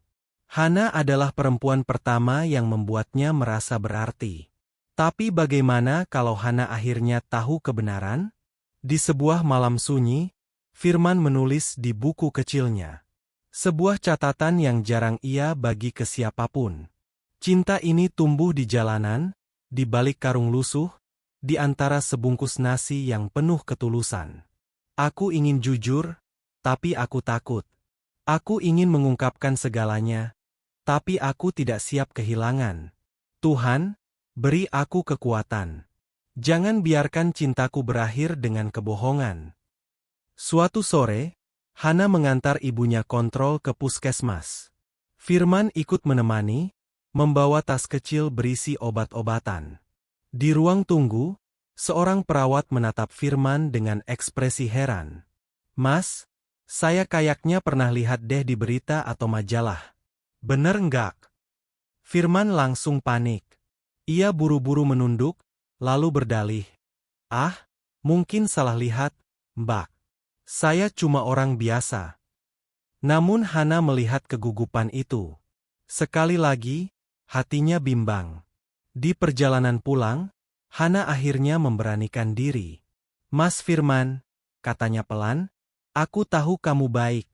Tapi ada sesuatu yang kamu sembunyiin, kan?" Firman terdiam. Hana melanjutkan, "Aku nggak peduli kamu siapa. Aku cuma butuh satu hal, kejujuran. Karena aku mulai anggap kamu penting." Firman menahan napas. Kata-kata Hana menusuk hatinya. Ia ingin sekali menjawab, ingin sekali mengatakan semuanya. Tapi lidahnya keluh. Ia hanya bisa menatap Hana dengan mata berkaca-kaca. "Aku janji, Mbak," ucapnya pelan, "suatu hari kamu bakal tahu semuanya. Tapi tolong, jangan benci aku kalau saat itu tiba." Hana menoleh ke arah jalan, menahan air mata. Ia tidak tahu kenapa, tapi hatinya semakin yakin. Firman bukan sekadar pemulung biasa. Dilema itu kian menyesakkan. Hana di persimpangan antara percaya dan ragu, antara cinta dan takut. Firman pun di persimpangan antara jujur atau terus menyembunyikan rahasia. Namun satu hal pasti, perasaan mereka kian tumbuh. Dan ketika cinta sudah tumbuh, sekuat apapun rahasia berusaha disembunyikan, cepat atau lambat kebenaran akan menemukan jalannya. Malam itu Hana duduk di samping ranjang kayu sederhana tempat ibunya berbaring. Nafas sang ibu terdengar berat, dadanya naik turun dengan ritme tak beraturan. Lampu bohlam redup menggantung di atas kepala, memberi cahaya samar yang membuat ruangan semakin terasa pengap. "Ibu kuat, ya?" bisik Hana sambil menggenggam tangan ibunya yang dingin. "Aku janji, aku bakal berusaha cari uang buat biaya operasi. Jangan nyerah, Bu." Air mata menetes di pipinya. Sudah berminggu-minggu ia memikirkan bagaimana caranya mendapatkan biaya untuk pengobatan. Warung kecil hasil jerih payahnya nyaris tak cukup untuk makan sehari-hari, apalagi untuk membayar operasi yang nilainya jutaan rupiah. Hutang ke tetangga pun sudah terlalu banyak. Hana merasa seperti berjalan di jalan buntu. Firman, yang duduk di kursi kecil di pojok ruangan, menyaksikan semua itu dengan hati remuk. Ia ingin sekali berdiri, berkata jujur, dan langsung menanggung semua biaya rumah sakit. Dengan kekayaannya, jumlah itu bukanlah apa-apa. Tapi ia takut. Takut Hana merasa ditipu, takut Hana berpikir semua kebaikan hanyalah bentuk belas kasihan seorang miliarder pada gadis miskin. Malam itu Firman tak bisa tidur. Ia berjalan mondar-mandir di kamar kosnya, lalu mengambil ponsel yang sejak lama ia sembunyikan. Satu panggilan ia lakukan, kepada tangan kanannya yang paling ia percaya. "Besok aku mau ada transfer anonim," katanya singkat. "Siapkan biaya operasi untuk pasien di rumah sakit. Atas nama Ibu Hana. Jangan ada yang tahu kalau itu dari aku." Di seberang sana, sang asisten sempat terdiam, lalu bertanya, "Tapi, Tuan, kalau Nona Hana tahu, bagaimana?" "Jangan sampai dia tahu." Lakukan seolah ada donatur yang tak ingin disebutkan namanya. Keesokan harinya, Hana membawa ibunya ke rumah sakit setelah kondisi semakin parah. Dengan jantung berdegup kencang, ia bertanya ke bagian administrasi tentang biaya. "Tenang, Mbak," kata petugas rumah sakit, "semua biaya operasi sudah ditanggung oleh donatur." Katanya ini bantuan dari hati yang tulus, tanpa nama. Hana tercengang. Matanya melebar, air mata langsung jatuh di pipinya. "Donatur? Tapi, siapa?" Petugas itu hanya tersenyum. "Kadang, Mbak, pertolongan datang dari arah yang tak disangka-sangka. Anggap saja ini rejeki." Hana langsung sujud syukur di lantai rumah sakit. Tangisnya pecah, bercampur bahagia dan haru. "Terima kasih, ya Allah, Engkau masih peduli pada kami. Engkau kirimkan malaikat dalam bentuk manusia." Firman yang berdiri tak jauh dari sana hanya menunduk, menahan air matanya sendiri. Ia melihat Hana memeluk ibunya dengan erat, penuh syukur. Hatinya lega sekaligus pedih. Lega karena ia bisa menolong, pedih karena ia harus tetap bersembunyi di balik rahasia. Hari operasi pun tiba. Hana tidak henti-hentinya berdoa di luar ruang operasi. Firman menemaninya, duduk di kursi besi panjang, memberi kekuatan. "Hana," katanya pelan, "apapun hasilnya nanti, kamu harus tetap kuat. Ibu pasti bangga punya anak sekuat kamu." Hana menoleh dengan mata basah. "Mas Firman, aku nggak tahu harus ngomong apa. Kalau bukan karena donatur itu, mungkin ibu nggak bisa dioperasi. Aku yakin, ini pertolongan Tuhan. Aku bersyukur ada orang baik di luar sana. Tapi aku juga bersyukur karena ada kamu, Mas. Kamu selalu ada di samping aku." Firman tersenyum getir. Ia ingin mengatakan, "Donatur itu aku." Tapi lidahnya keluh. Ia hanya bisa menggenggam tangan Hana erat-erat. Operasi berjalan lancar.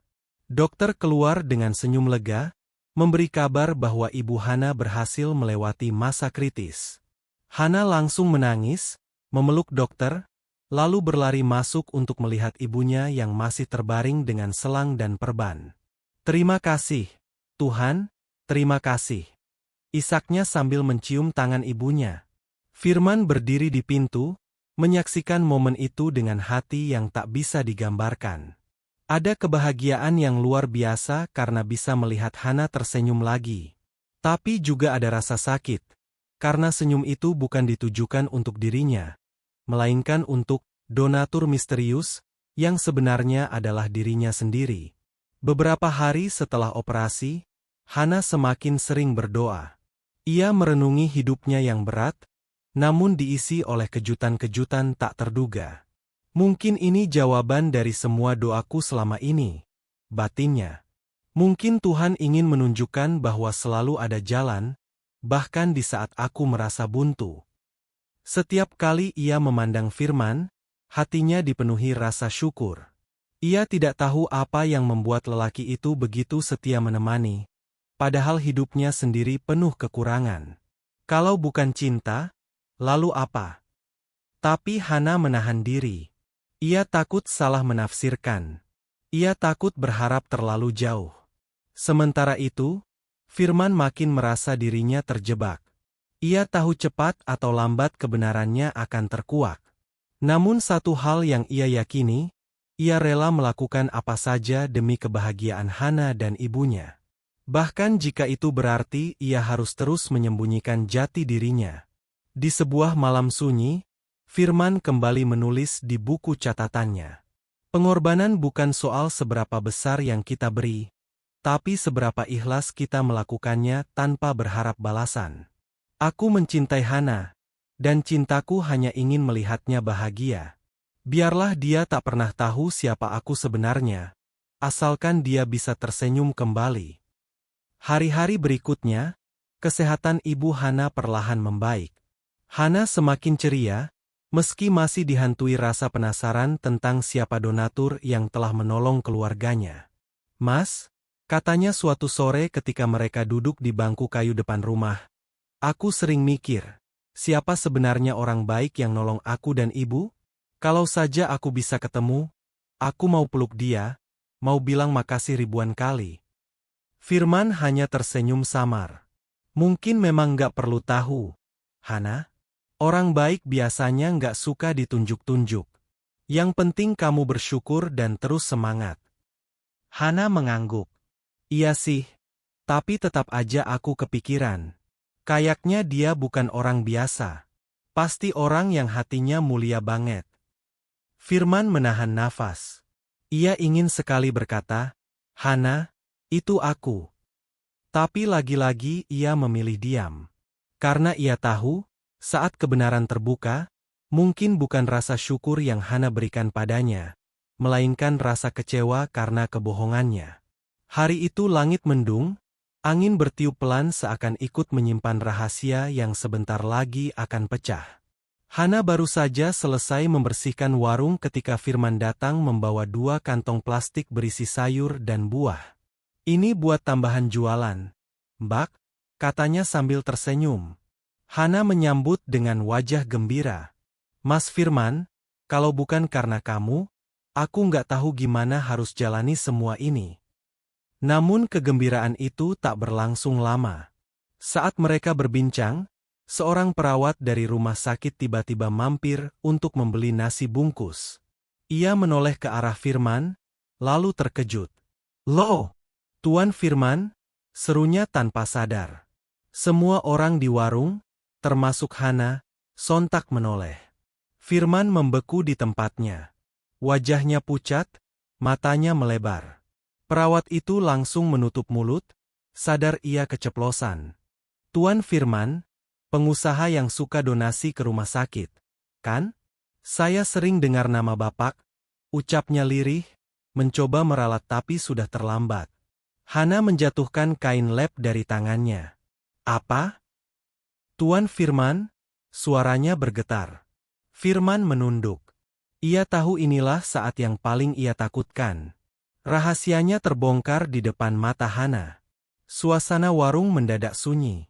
Pembeli yang ada menatap keheranan. Hana menahan nafas, dadanya naik turun tak beraturan. "Mas, maksudnya apa ini?" tanyanya dengan suara hampir tak terdengar. Firman mencoba bicara, tapi lidahnya keluh. Hana, maaf. Aku bisa jelasin." "Jelasin?" Hana menatapnya dengan air mata yang mulai jatuh. "Jadi selama ini, kamu bukan pemulung?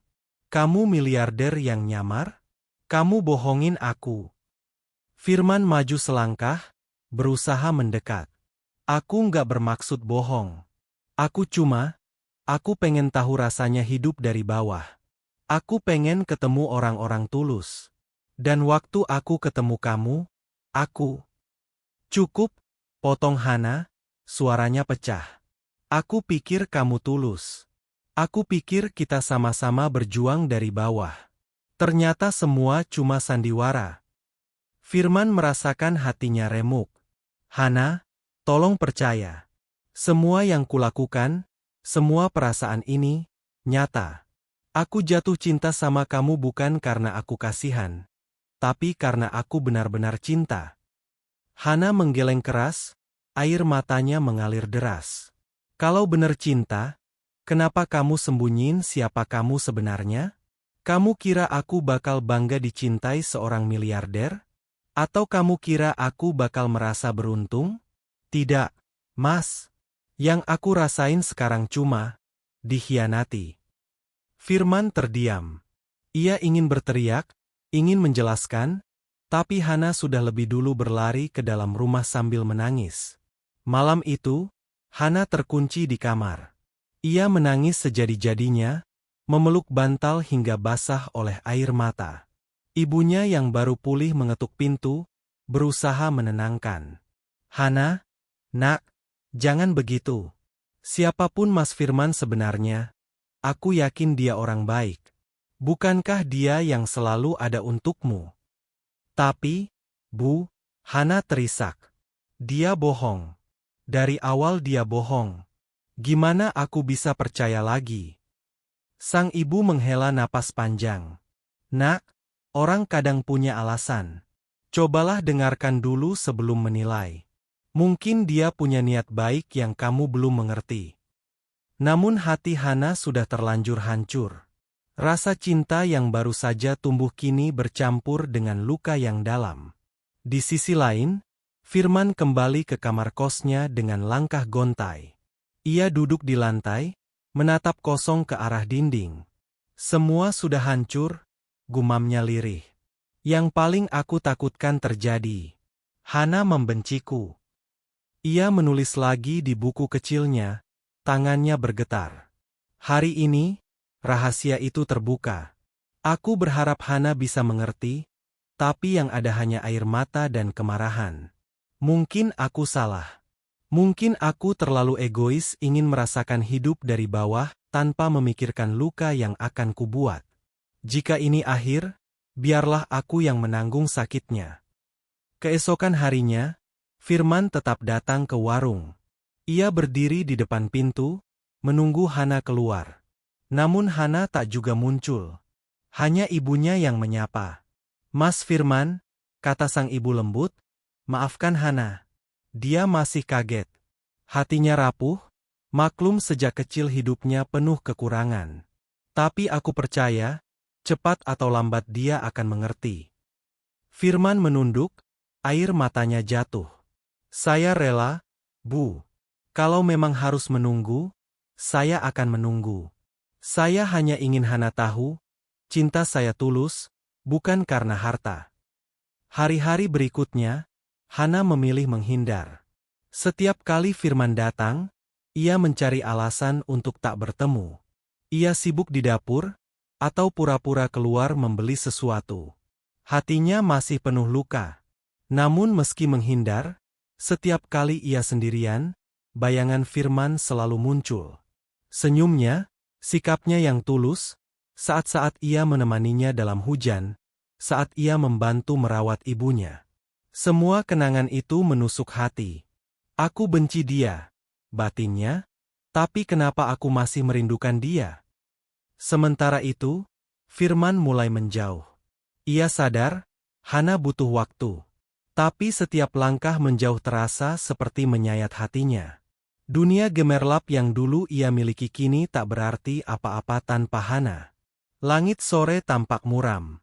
Awan kelabu menggantung berat di atas kampung, seakan ikut merasakan getirnya hati dua insan yang terbelah oleh rahasia. Hana duduk di teras rumah, wajahnya muram, pandangan kosong menembus jalanan sempit. Sejak rahasia Firman terbongkar, hidupnya seperti kehilangan warna. Ia tidak bisa memungkiri, bagian terbesar dari dirinya masih merindukan lelaki itu. Tapi luka karena kebohongan membuatnya menutup diri. Baginya, cinta tanpa kejujuran hanyalah ilusi. Firman, di sisi lain, berjalan gontai menuju rumah Hana. Sudah beberapa hari ia mencoba berbicara, tapi Hana selalu menolak. Kali ini ia berniat memberikan kesempatan terakhir untuk menjelaskan, atau mungkin untuk benar-benar berpisah. Sesampainya di depan rumah, Firman melihat Hana sedang duduk termenung. Dengan langkah hati-hati, ia mendekat. "Hana," panggilnya pelan. Hana menoleh sekilas, lalu buru-buru memalingkan wajah. "Untuk apa Mas datang lagi? Bukankah semua sudah jelas? Mas sudah bohongin aku dari awal." Firman menarik napas panjang. "Aku memang salah, Hana. Aku salah karena nggak jujur dari awal. Tapi percayalah, semua yang aku lakukan selama ini, bukan kebohongan. Perasaan aku ke kamu nyata." "Nyata?" Hana menatapnya tajam. "Nyata itu apa, Mas?" "Nyata itu jujur. Nyata itu nggak menyamar jadi orang lain. Nyata itu nggak bikin aku merasa jadi orang bodoh."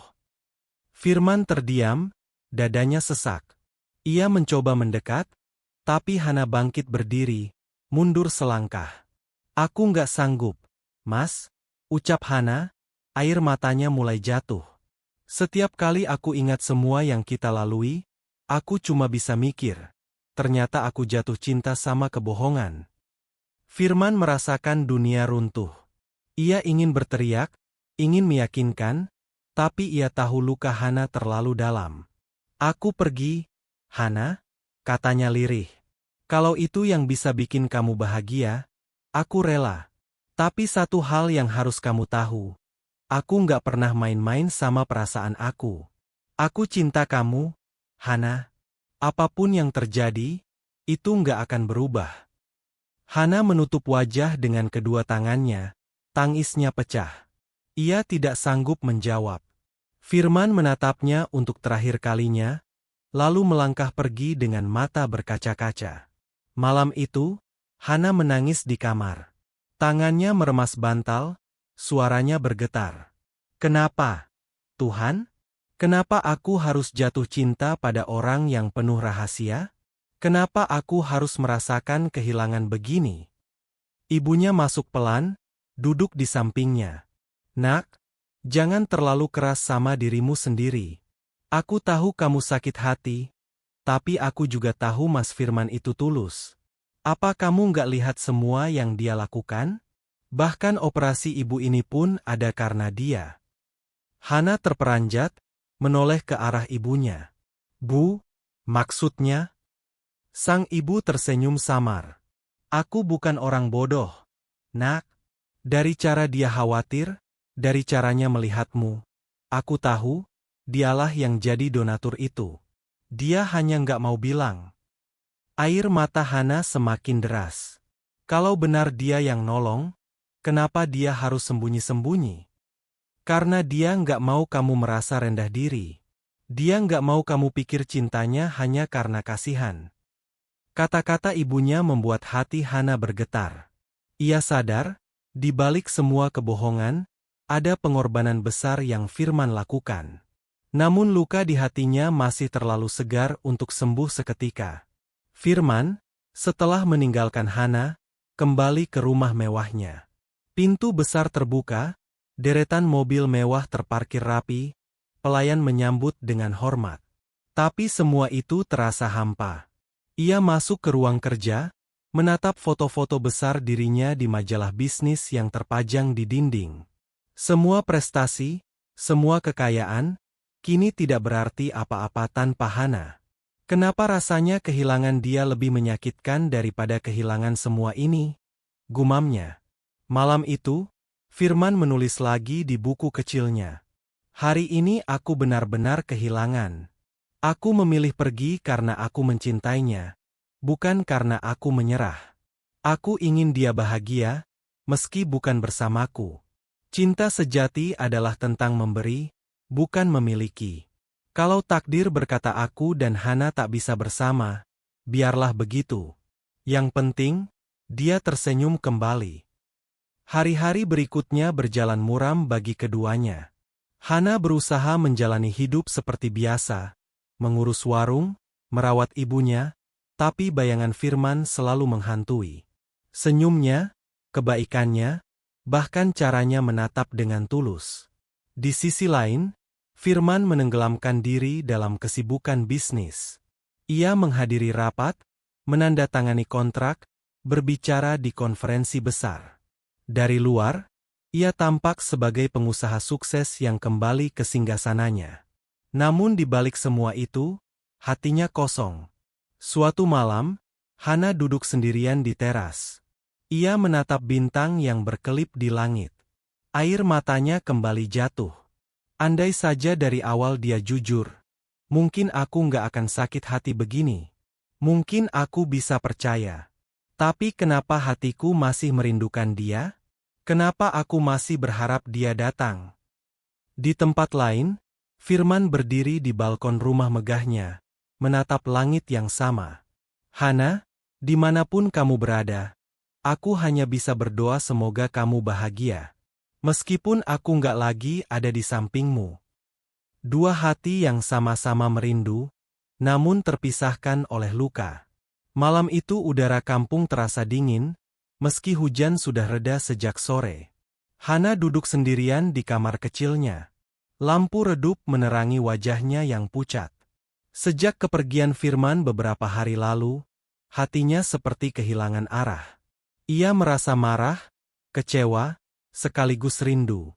Di sudut kamar, ibunya sudah tertidur setelah minum obat. Hana merapatkan selimut untuk sang ibu, lalu kembali duduk di tepi ranjang.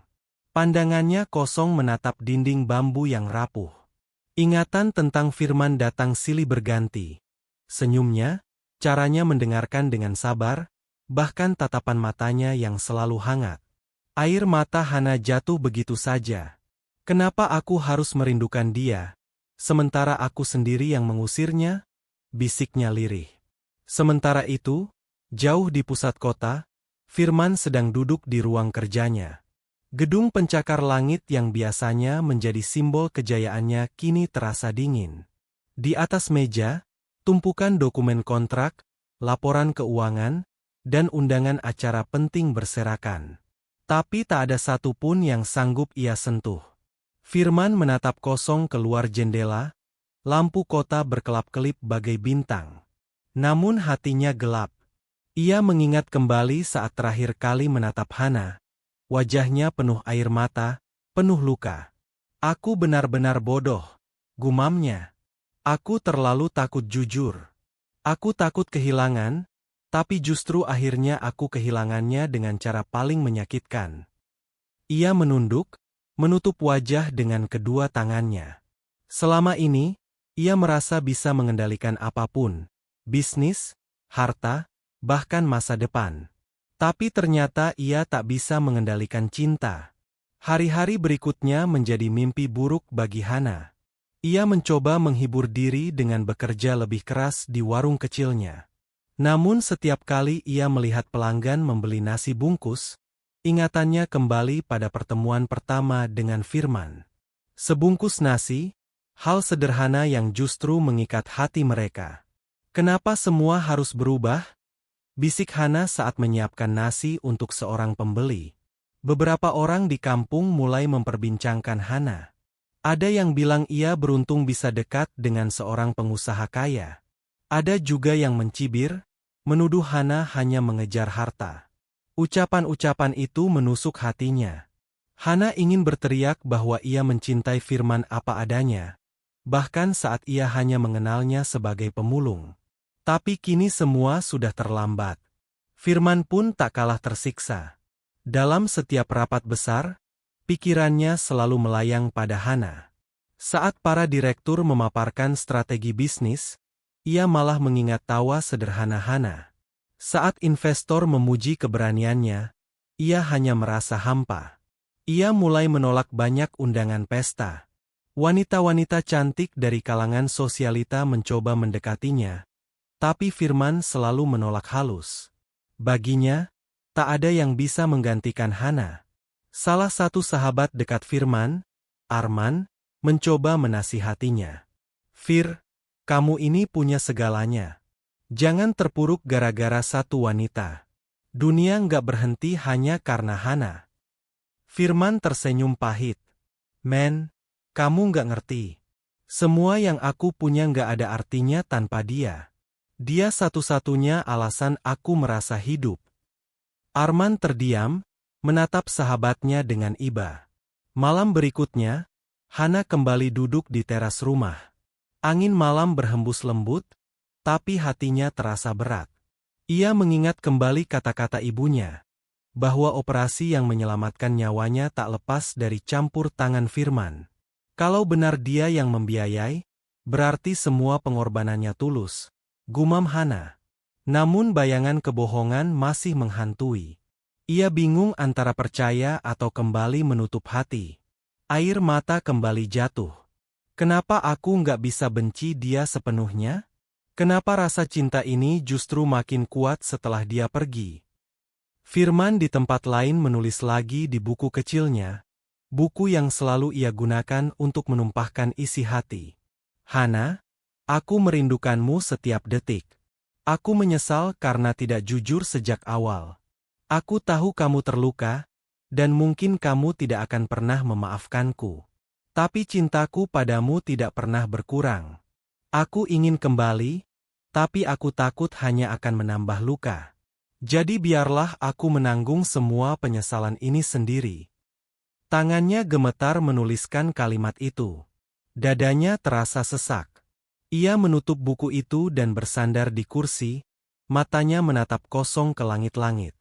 Hari-hari berubah menjadi minggu. Hana mulai merasakan kesepian yang menyesakkan. Ia mencoba meyakinkan dirinya bahwa ia lebih baik tanpa Firman. Namun setiap kali melihat langit senja, setiap kali melewati tempat mereka biasa berbincang, hatinya kembali remuk. Ibunya suatu malam kembali menasihatinya. Hana, jangan biarkan luka membuatmu menolak kebahagiaan. Hidup ini terlalu singkat untuk dihabiskan dalam kebencian.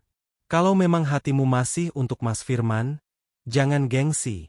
Kejujuran itu penting, iya. Tapi cinta pun butuh kesempatan untuk memperbaiki.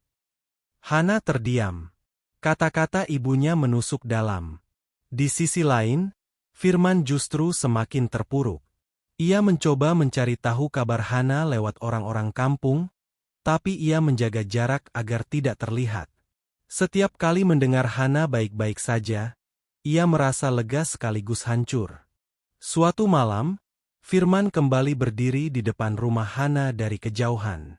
Ia melihat cahaya lampu redup dari dalam.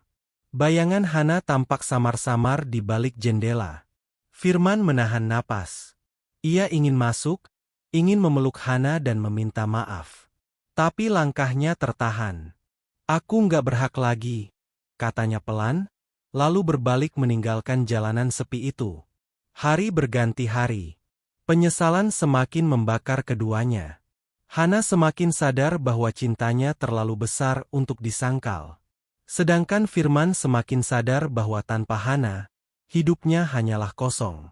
Dua hati itu sama-sama merindukan, sama-sama menyesal, tapi dipisahkan oleh gengsi, luka, dan kebisuan. Senja mulai merayap perlahan. Langit berwarna jingga keemasan, burung-burung kecil kembali ke sarang, dan udara kampung dipenuhi suara anak-anak yang berlarian pulang. Di tengah hiruk-pikuk sederhana itu, Hana berdiri di depan warung kecilnya dengan wajah murung. Ia menatap jauh ke arah jalanan, seolah berharap seseorang muncul di ujung sana. Sejak kepergian Firman, hari-harinya dipenuhi rasa rindu dan penyesalan.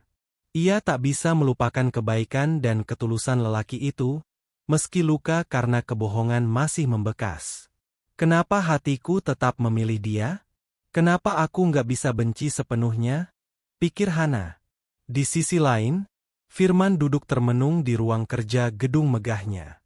Jas mahal yang ia kenakan terasa menyesakan.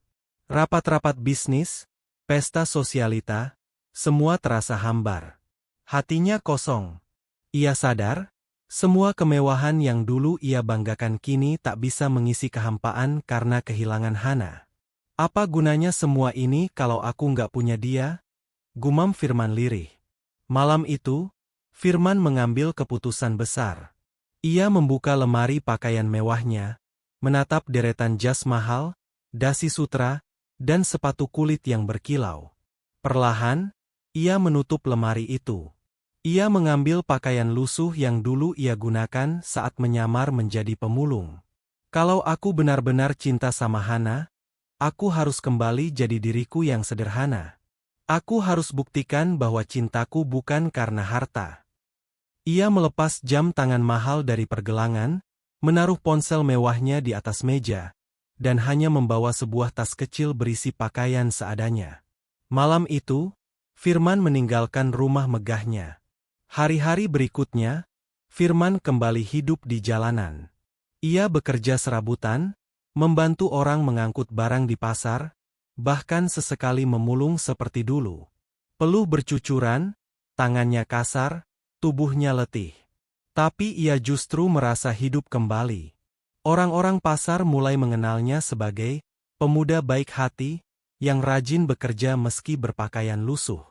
Firman merasakan ketenangan yang tak ia temukan di gedung-gedung tinggi. Aku harus mulai dari bawah lagi. Kalau Hana melihatku, biarlah dia tahu, aku bukan datang dengan kekayaan. Aku datang dengan hati. Sementara itu, Hana terus bergulat dengan batinnya. Setiap kali menatap ibunya yang mulai membaik kesehatannya, ia merasa bersyukur. Dan ia sadar, semua itu tak lepas dari pengorbanan Firman. Suatu malam, ibunya kembali menasihatinya. Hana, ibu tahu kamu masih cinta sama Mas Firman. Jangan biarkan gengsi menghalangi hatimu. Kalau dia datang lagi, jangan tolak begitu saja. Hidup ini nggak selalu memberi kesempatan kedua. Hana terdiam. Matanya berkaca-kaca. Tapi Bu, aku takut. Aku takut terluka lagi. Sang ibu menggenggam tangan Hana lembut. Cinta sejati selalu datang dengan risiko luka. Tapi justru dari luka itu kita tahu betapa berharganya cinta.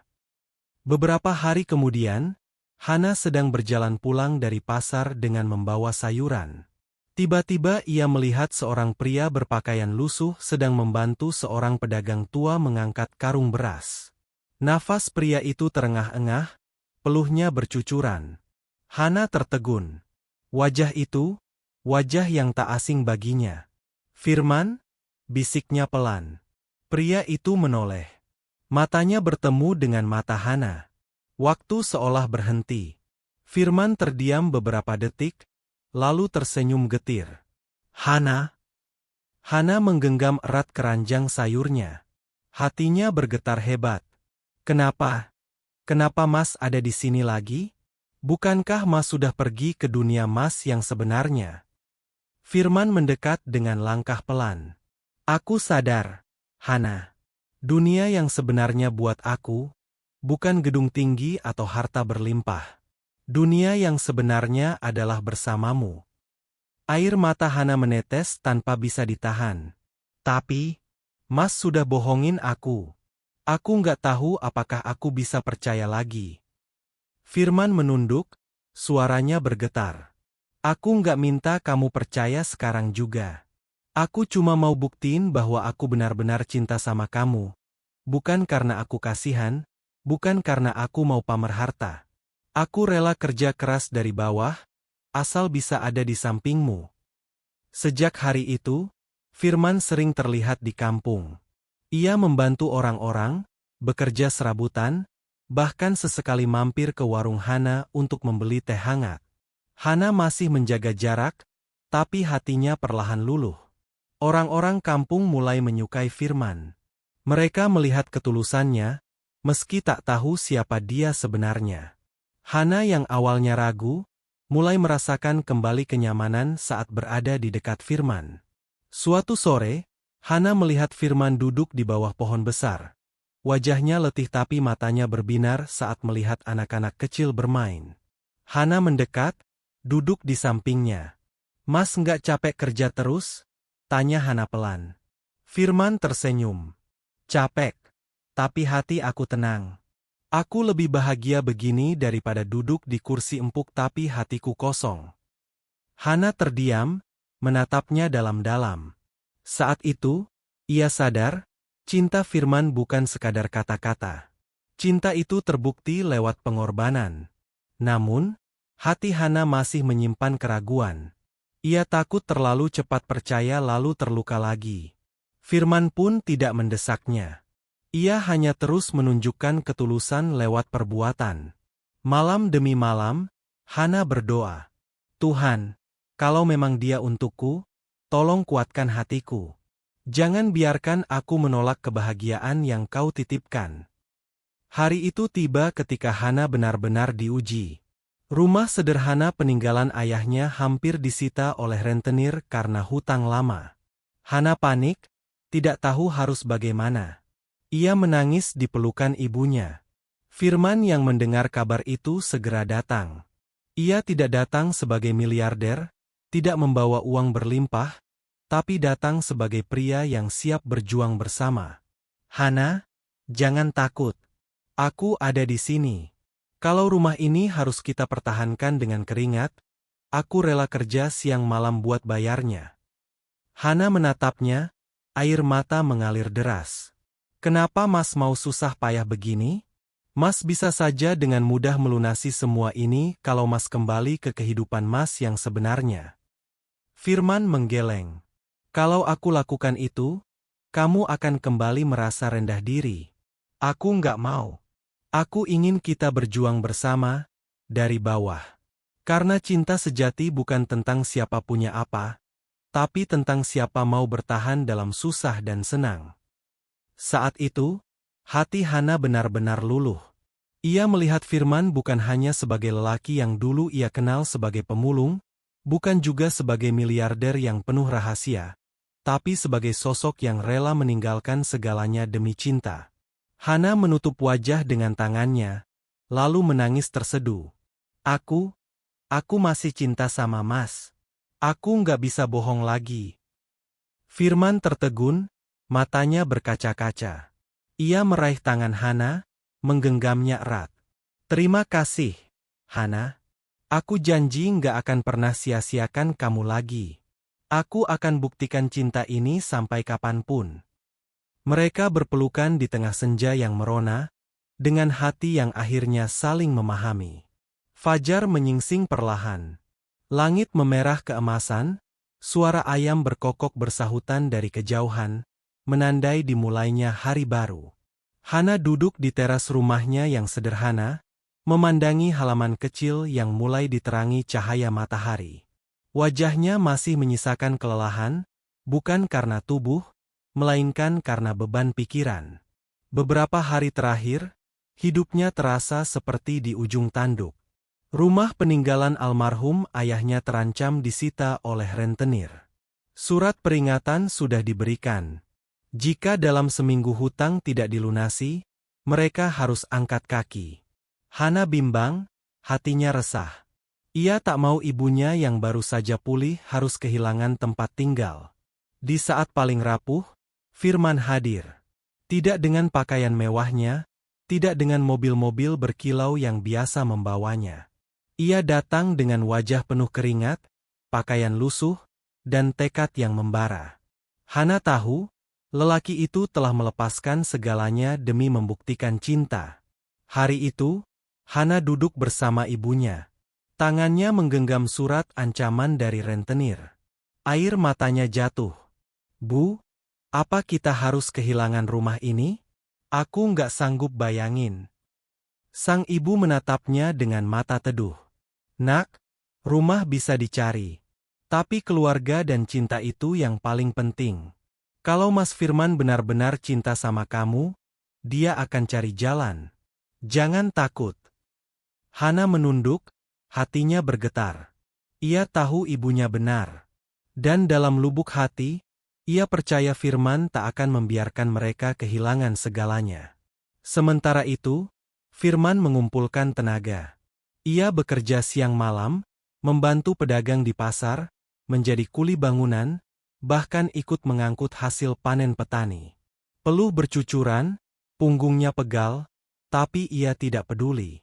Baginya, setiap tetes keringat adalah bukti cintanya pada Hana. Orang-orang kampung mulai kagum.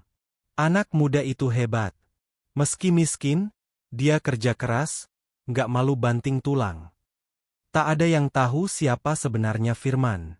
Malam hari, Firman duduk sendirian di bawah lampu jalan, menghitung uang hasil jerih payahnya. Jumlahnya masih jauh dari cukup untuk melunasi hutang Hana. Ia menggenggam uang itu erat-erat, matanya berkaca-kaca. "Ya Tuhan, beri aku kekuatan. Aku nggak minta kaya lagi. Aku cuma minta cukup untuk lindungi dia." Hari penentuan pun tiba. Rentenir datang dengan wajah garang, ditemani beberapa lelaki berperawakan besar. Mereka berdiri di depan rumah Hana, menuntut pelunasan. Hana dan ibunya ketakutan. "Mana uangnya? Kalau nggak ada, rumah ini jadi milik kami," bentak si rentenir. Hana memeluk ibunya erat. Air matanya jatuh, tubuhnya gemetar. "Tolong, kasih kami waktu sedikit lagi." Rentenir tertawa sinis. "Waktu? Hutangmu sudah menumpuk bertahun-tahun. Hari ini rumah ini jadi milik kami."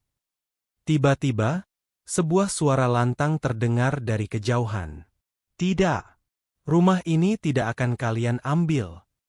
Semua menoleh. Firman berdiri dengan wajah penuh peluh, napas terengah, tapi matanya tegas. Ia melangkah maju, membawa sebuah karung lusuh yang berisi uang hasil kerja kerasnya. "Aku tahu uang ini belum cukup untuk melunasi semua hutang. Tapi ini hasil jerih payahku, dan aku janji akan melunasi sisanya dengan keringatku. Jangan usir mereka. Berikan aku waktu." Rentenir menyipitkan mata, lalu tertawa mengejek. "Kamu siapa? Pemuda miskin macam kamu mau menantang aku?" Firman berdiri tegak. "Aku bukan siapa-siapa. Aku hanya seorang pria yang mencintai Hana dan keluarganya. Aku rela bekerja siang malam, asal mereka tidak kehilangan rumah ini." Hana menatapnya dengan mata berkaca-kaca. Air matanya jatuh deras. Dalam hatinya, ia berbisik, "Mas, kenapa kamu begitu teguh? Kenapa kamu mau berkorban sejauh ini?" Situasi makin tegang. Warga kampung mulai berdatangan, menonton dari kejauhan. Beberapa mulai berbisik, ada yang kagum, ada yang khawatir. Rentenir mendengus. Baiklah. Aku beri kalian waktu sebulan. Tapi kalau dalam sebulan hutang tidak lunas, bukan hanya rumah ini yang aku ambil, tapi juga harga dirimu. Hana gemetar. Ia hendak menolak, tapi Firman menepuk tangannya, memberi isyarat agar tenang. Dalam sebulan, aku akan lunasi. Itu janji seorang lelaki. Rentenir pergi dengan tawa mengejek, meninggalkan suasana tegang. Malam itu, Hana menghampiri Firman yang duduk lelah di teras. Tubuhnya penuh peluh, tangannya kasar, wajahnya letih. Hana berlutut di depannya, air matanya menetes jatuh ke lantai. Kenapa, Mas? Kenapa kamu rela susah payah seperti ini? Kamu bisa saja pakai kekayaanmu untuk melunasi semua hutang. Tapi kamu pilih jalan paling berat. Firman menatapnya lembut. Karena aku nggak mau cintaku lagi-lagi dianggap palsu. Hana, aku ingin kamu tahu, aku siap berjuang dari nol, bersamamu. Aku nggak datang sebagai miliarder. Aku datang sebagai lelaki biasa, yang hanya punya cinta. Hana menutup wajah dengan kedua tangannya, tangisnya pecah. Mas, aku nggak pantas dapat cinta sebesar ini. Firman menggenggam tangannya erat. Kamu pantas, Hana. Karena dari kamu, aku belajar arti hidup yang sebenarnya. Hari-hari berikutnya, Firman bekerja lebih keras dari sebelumnya. Ia ikut proyek bangunan, mengangkut semen, memikul batu. Tubuhnya kurus, tangannya penuh luka, tapi semangatnya tak pernah padam. Hana sering diam-diam memperhatikan, hatinya hancur sekaligus kagum. Suatu sore, Hana membawa sebotol air dan duduk di samping Firman yang sedang beristirahat di bawah pohon. Mas, minum dulu. Kamu jangan terlalu paksa diri. Firman tersenyum lemah. Aku baik-baik saja. Selama aku ingat kenapa aku melakukan semua ini, aku nggak pernah merasa lelah. Air mata Hana kembali jatuh. Aku nggak bisa lihat kamu tersiksa begini. Mas, aku nggak mau lagi menguji cintamu. Aku sudah percaya. Firman menoleh, terkejut. Matanya berkaca-kaca. Hana? Hana menggenggam tangannya erat. Aku terima kamu, apapun adanya. Mau kamu pemulung, mau kamu miliarder, aku cinta kamu. Aku salah sudah menolakmu dulu. Aku janji nggak akan lepaskan kamu lagi. Firman menatapnya dengan mata basah. Ia tak mampu berkata banyak. Ia hanya memeluk Hana erat, seakan tak mau kehilangan lagi. Hari itu menjadi titik balik. Firman tidak lagi berjuang sendirian. Hana mendampinginya, mendukung setiap langkahnya. Mereka bersama-sama melawan kesulitan, saling menguatkan. Sebulan kemudian, berkat kerja keras Firman ditambah bantuan kecil dari warga kampung yang ikut bersimpati, hutang Hana berhasil dilunasi. Rentenir terpaksa mundur dengan wajah masam. Rumah itu akhirnya aman. Hana dan ibunya menangis bahagia, sementara Firman tersenyum lega. Di depan warga kampung, Firman berdiri sambil menggenggam tangan Hana. Aku mungkin bukan orang kaya raya lagi di mata kalian. Tapi aku punya satu hal yang lebih berharga dari harta, cinta yang tulus. Aku berjanji akan menjaga Hana seumur hidupku. Warga bersorak, mendukung keputusan itu. Hana tersenyum bahagia, air matanya jatuh lagi. Senja itu, di bawah langit jingga, Hana dan Firman berpelukan erat. Tidak ada lagi rahasia, tidak ada lagi keraguan. Mereka berjanji membangun kehidupan sederhana, penuh kerja keras, tapi bahagia bersama. Firman berbisik lembut di telinga Hana.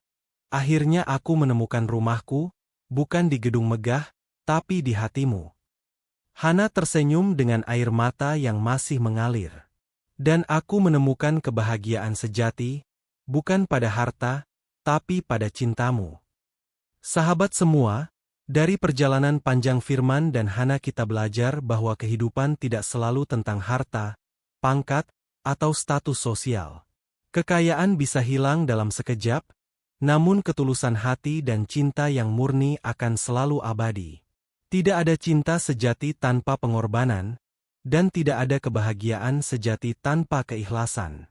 Hidup seringkali penuh ujian, tetapi jangan pernah putus asa. Justru dalam kesulitan, kita menemukan siapa yang benar-benar peduli dan siapa yang mau tinggal bersama kita tanpa pamrih. Jadilah pribadi yang mau berbagi meski dalam kekurangan, karena kebaikan sekecil apapun bisa menjadi benih cinta yang tumbuh besar di hati orang lain. Ingatlah, kebahagiaan sejati tidak diukur dari banyaknya harta yang kita miliki, melainkan dari seberapa tulus kita mencintai, mengasihi, dan berterima kasih atas apa yang kita punya hari ini. Terima kasih telah mengikuti kisah ini dari awal hingga akhir. Semoga cerita Firman dan Hana memberi inspirasi, menyalakan semangat, serta mengingatkan kita semua bahwa cinta sejati masih ada dan bisa kita temukan dalam kesederhanaan. Dari hati yang tulus, saya ucapkan salam hangat untuk Anda semua. Tetaplah mencintai dengan ikhlas, berbuat baik dengan sepenuh hati, dan percaya bahwa setiap kebaikan yang kita tanam akan kembali kepada kita dengan cara yang indah. Sampai jumpa di kisah inspiratif berikutnya.